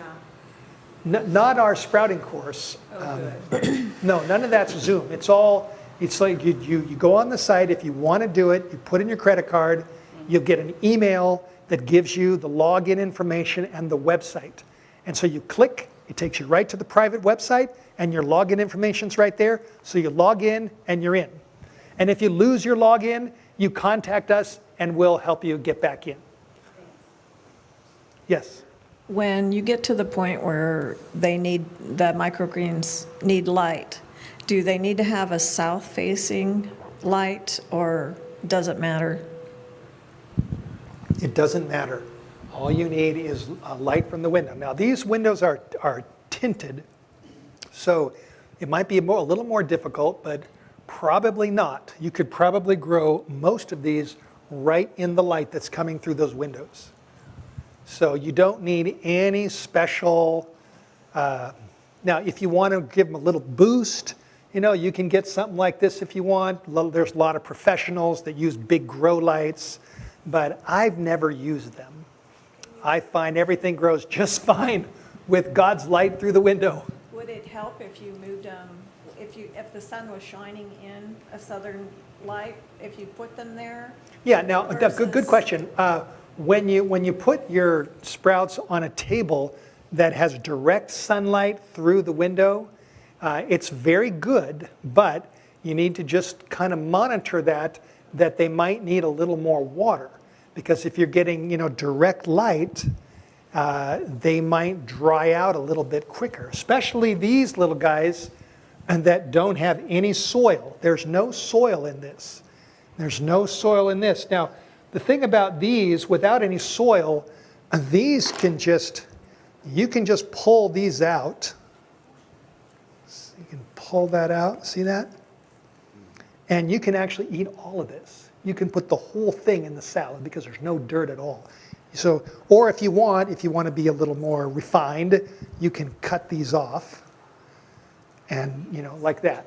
But you don't really need to do that because all this is the roots directly from the plant. There's no dirt in that purple Rambo radish. Yes? Yeah, Steve. I've been sprouting for quite a while, and I've had some issues with some, going bad. Mm-hmm. What I found is water temperature.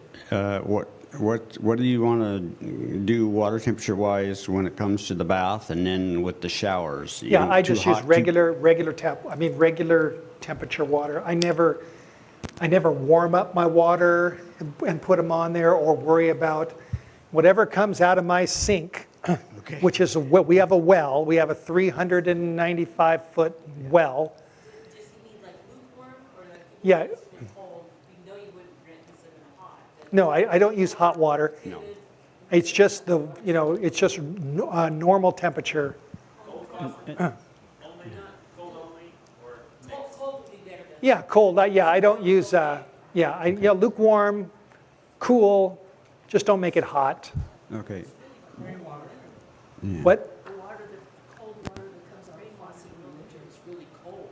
Right. I've never found that to be a problem. The other issue I've ran into is sometimes in my sprouting jars you find, especially in the summer, these little tiny bugs that you can barely see with your human eye have gotten past the screen or into the holes, and then they get inside the sprouting jar. I've never had that problem. You've had that too, little bugs? Little teeny, they're almost, you can barely see them. They're just. Yeah, I've never had bugs in my jars, so. They like, excuse me, plants. They do. Yeah. But Added protein. you like a little bit of vinegar water, just put a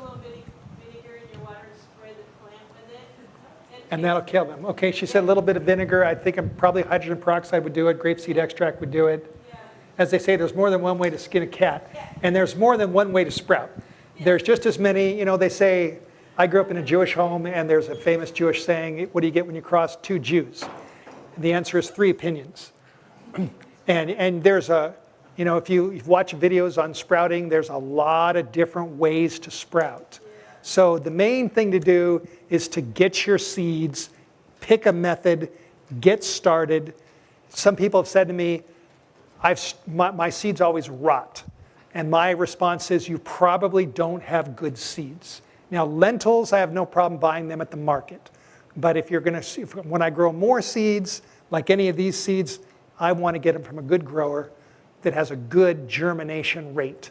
And that is True Leaf Market. They're great people. Their customer service is excellent. Their prices are good. Their shipping is good. So trueleafmarket.com.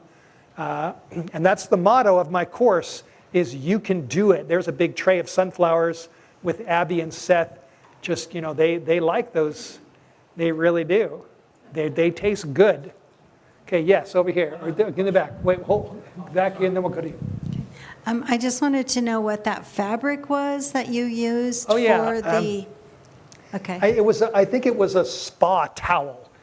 Yeah, I bought it on Amazon. I bought a whole stack of them for like $10. And this is organic, so it's doesn't have Clorox and bleach and different things. And I just, this will go a long way. And with arugula, this is and I'll probably use this also for the mustard seeds, because mustard seeds are small. And that's I just like putting my napkin there and spraying them, misting it down, sprinkling my seeds, and then sprinkle them on there, spray them, and they grow just fine. And then I have one more question. When you covered the arugula, you just used the clear of the chocolate box? Yeah, that's what I've done. So you don't need darkness for arugula? It might be fine to put a towel over it. Okay. And make it dark or not. I've done it with my arugula. I typically don't. Now, sometimes I put them in a closet so they're in the dark. But sometimes I don't, and they seem to grow fine both ways. Here, somebody? I think you had a question. I was just thinking about rainwater. Rainwater is better than well water. I mean, you've probably noticed when you water your garden that when the rain comes down, boom, things just grow really fast. So if you want to capture your rainwater and then use that, that would probably be just fine. The key is don't overwater them and don't underwater them. Now here's another little tip. I've learned that when you grow things in a jar, like with lentils or the bigger seeds, instead of twice a day, like I started these lentils, I started these on Thursday. So what's this, Friday? Yesterday? This has been 3 days. And I wanted to make sure that they were pretty good. They were growing well. So I might skip a water. Instead of twice a day, I might do it once a day. And then I found that when seeds start getting a little bit dry, they grow really fast because they're looking for water. But you don't want to let them grow too long without the water, or they'll start drying out.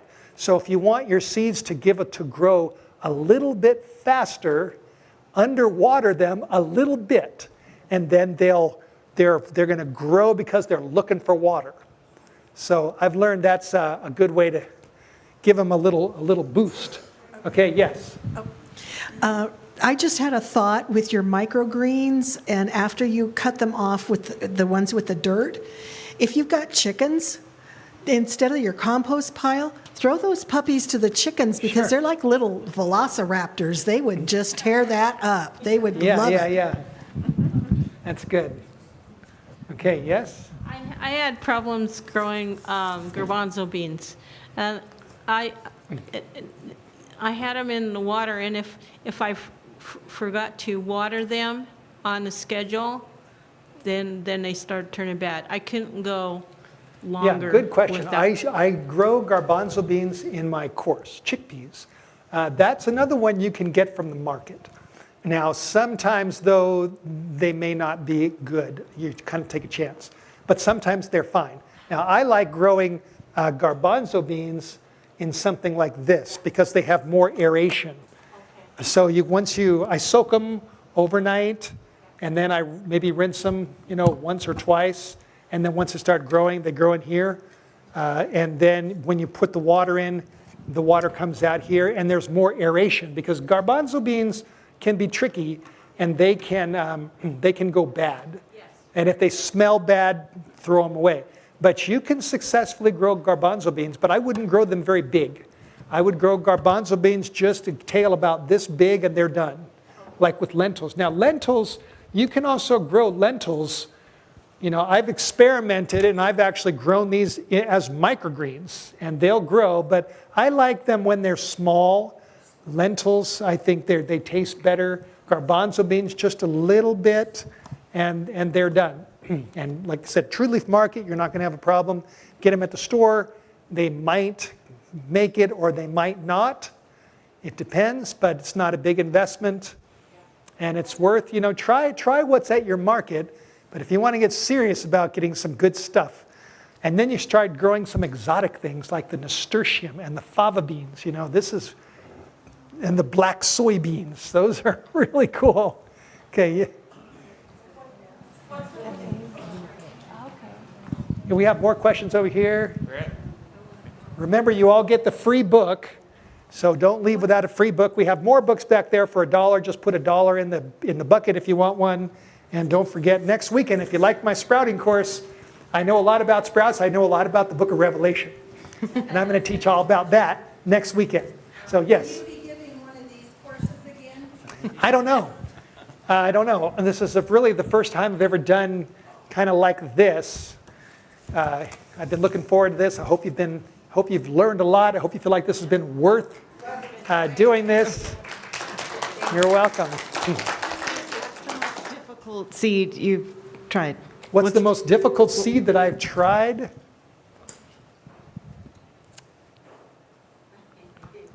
Boy, that's a good question. I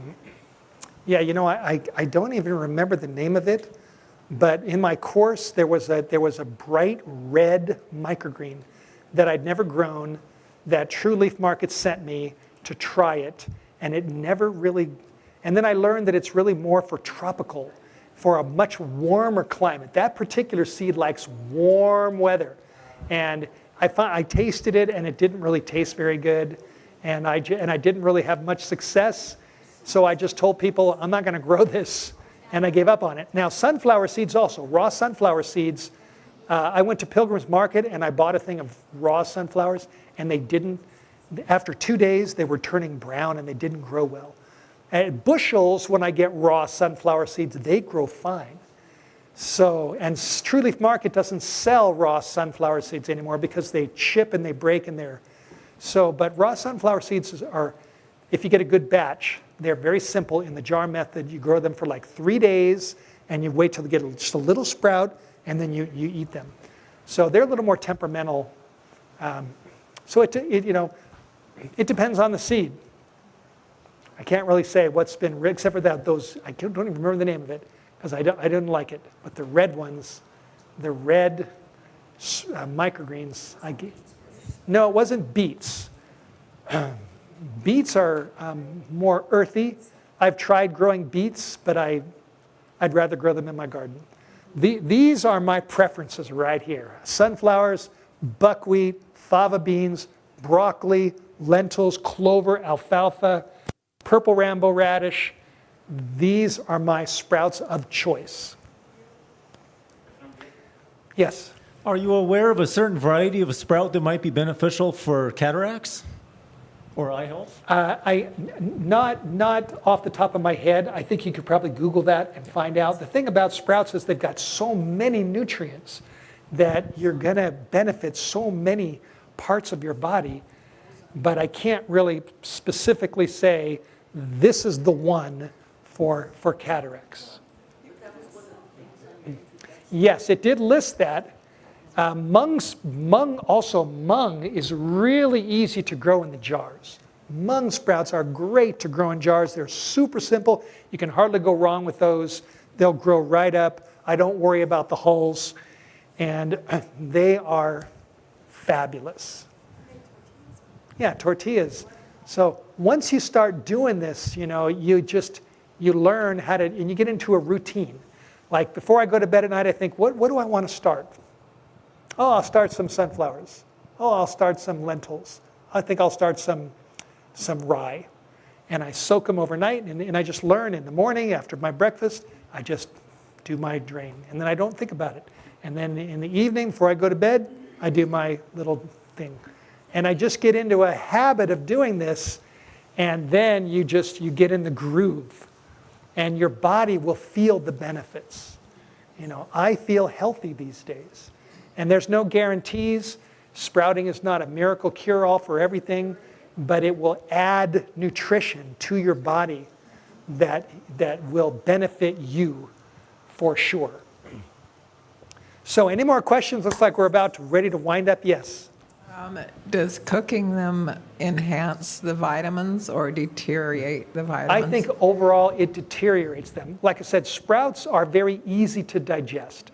So you don't need to cook them in order to release the nutrition. I think you're going to, not that there's still not nutrition in like steaming them, but I don't ever cook my sprouts. This is what I'm going to be eating this week. I'm going to be eating them this week. They're going to be gone. Okay, well, I guess we're done. Thank you. This has been fun and exciting. You're very welcome. Praise the Lord. Hope you'll come next weekend if you want to hear more. Friday night, we're here at, I think, 6:30. And there's a flyer out there. So thank you for being here. Yes. Oh, by the way, before you leave, I do have some other books up here. If you want to just look at my books, Sprouted Grains, different books I've read on sprouting. We'll just maybe put these on the chair or put these here. Yeah, you can just, if you want to just grab if you want to come up with and just pinch off something and eat something, you're welcome to do that.